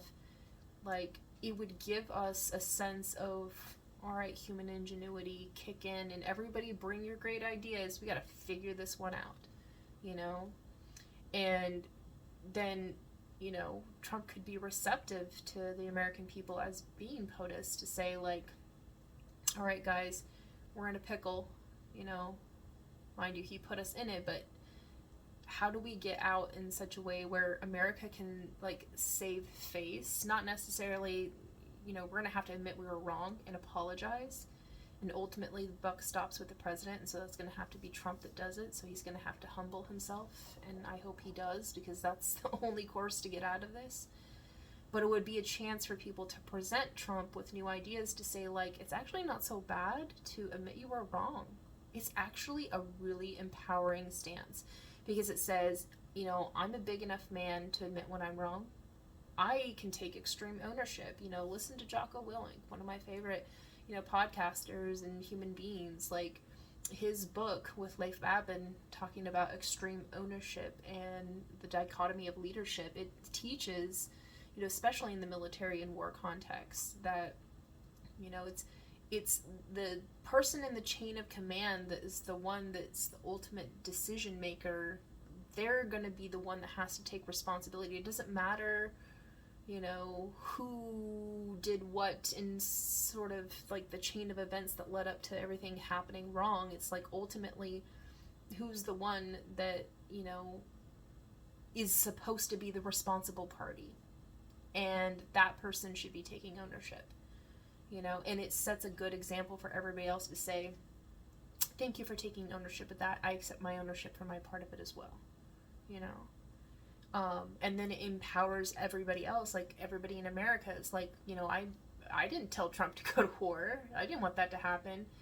But I'm sorry for all the ways that I didn't see this coming, and I didn't, intervene on behalf of America's best interests to, prevent this from happening. Or, I saw it coming, and I'm sorry that I didn't have somebody to tell that would listen to be able to stop it. I'm sorry for all of the ways that we didn't have our act together to make sure that people didn't have to suffer and struggle in the beginning days of this. There's so many people throughout society would be able to humbly take responsibility for their part in it, including the, like, I'm sorry that, for those who voted for Trump, could say, I'm sorry that, I didn't expect that this is what we would get, because I really was operating off of the belief that we wouldn't be dragged into a senseless war, that would be taking away the substance of the people to, afford to wreak havoc on others. So it would set this, chain reaction response against everybody, where everybody says, I'm willing to take a little responsibility here, and then responsibility and accountability, like, this is what I'm going to do to set this right. And, this is what I'm willing to accept, that, things aren't working in this regard, but I have a way to innovate that problem out. And then moving forward, we're never going to have to worry about falling into this low, precarious state ever again, because I'm going to do the good work to innovate that out. And so we can work on people's human ingenuity to inspire new ways to, fix our problems, instead of letting them fester, or just complaining about them, or, ignoring them like they're not even there. And it can make the democratic process more participatory, because the American people would know, like, this isn't about political parties, man. Mind you, it's definitely the Republican Party that tends to be so, hot and heavy for fighting and war. But, it's really more about like, what does America stand for? What are our shared and common values? How do we want to, represent ourselves to the world? What do we want to reflect to people? Do we want to be, an inspiration to the world, or a disciplinarian? And we can choose those things for ourselves and find those representatives who are going to help to guide and steer and orient and align and organize and structure and, and to speak on behalf of the American people and the nation as to this is who we are, you know, because right now with what's happening with Iran, like, there's many people who can't say with, you know, confidence and truth, you know, confidence backed by truth, to say this is who we are. And that's unfortunate. So, you know, I see so much potential in this, because to me it's like, yes, these are problems, but problems always have solutions. And it's just a matter of like figuring it out and get people willing to do the work to execute, you know?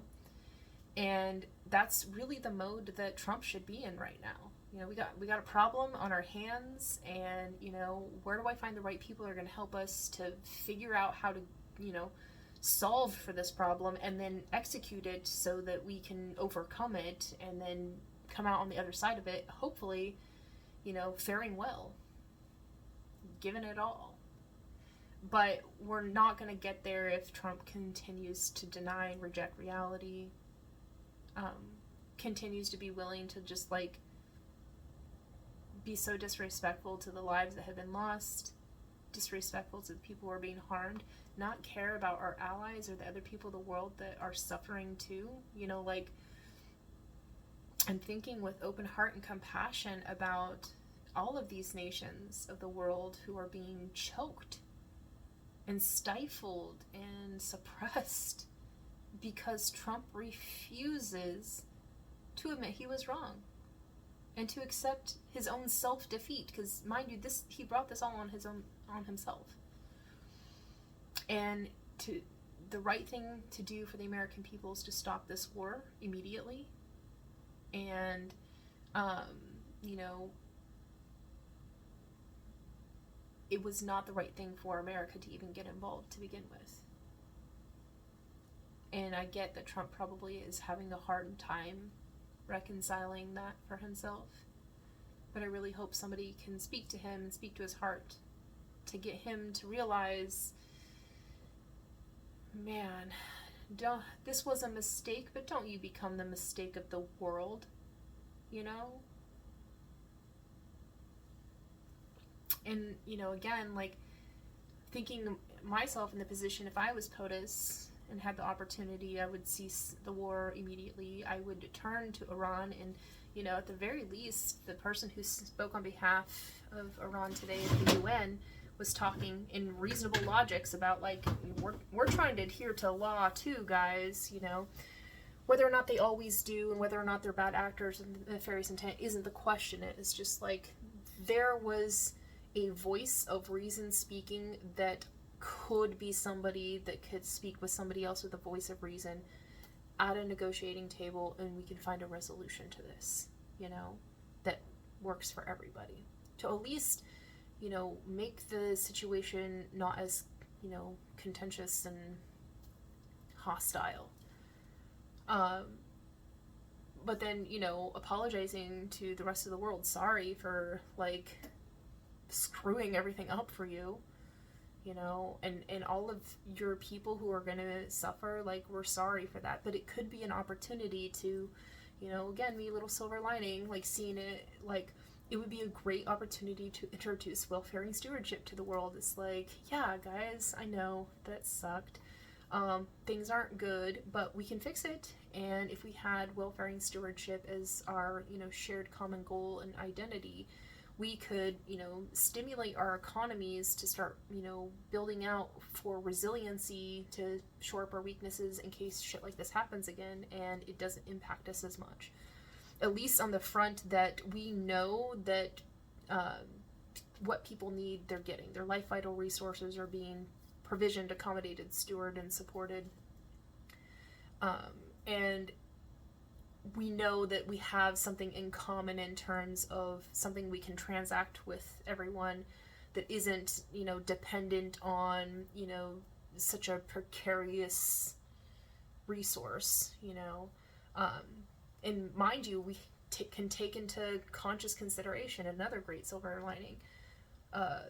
Fossil fuels are a limited resource. We are eventually going to have to move to different versions of energy, and this would be a great way to justify it, not as, climate change that lots of people, including Trump, like to deny, but rather, changing conditions of the world. Like, what if something happens in the supply chain again that's beyond anybody's control? Like, we still need our energy, so we got to start thinking of, building up a robust resilience and fortification, and so renewable resources of energy could be more stabilizing for the system.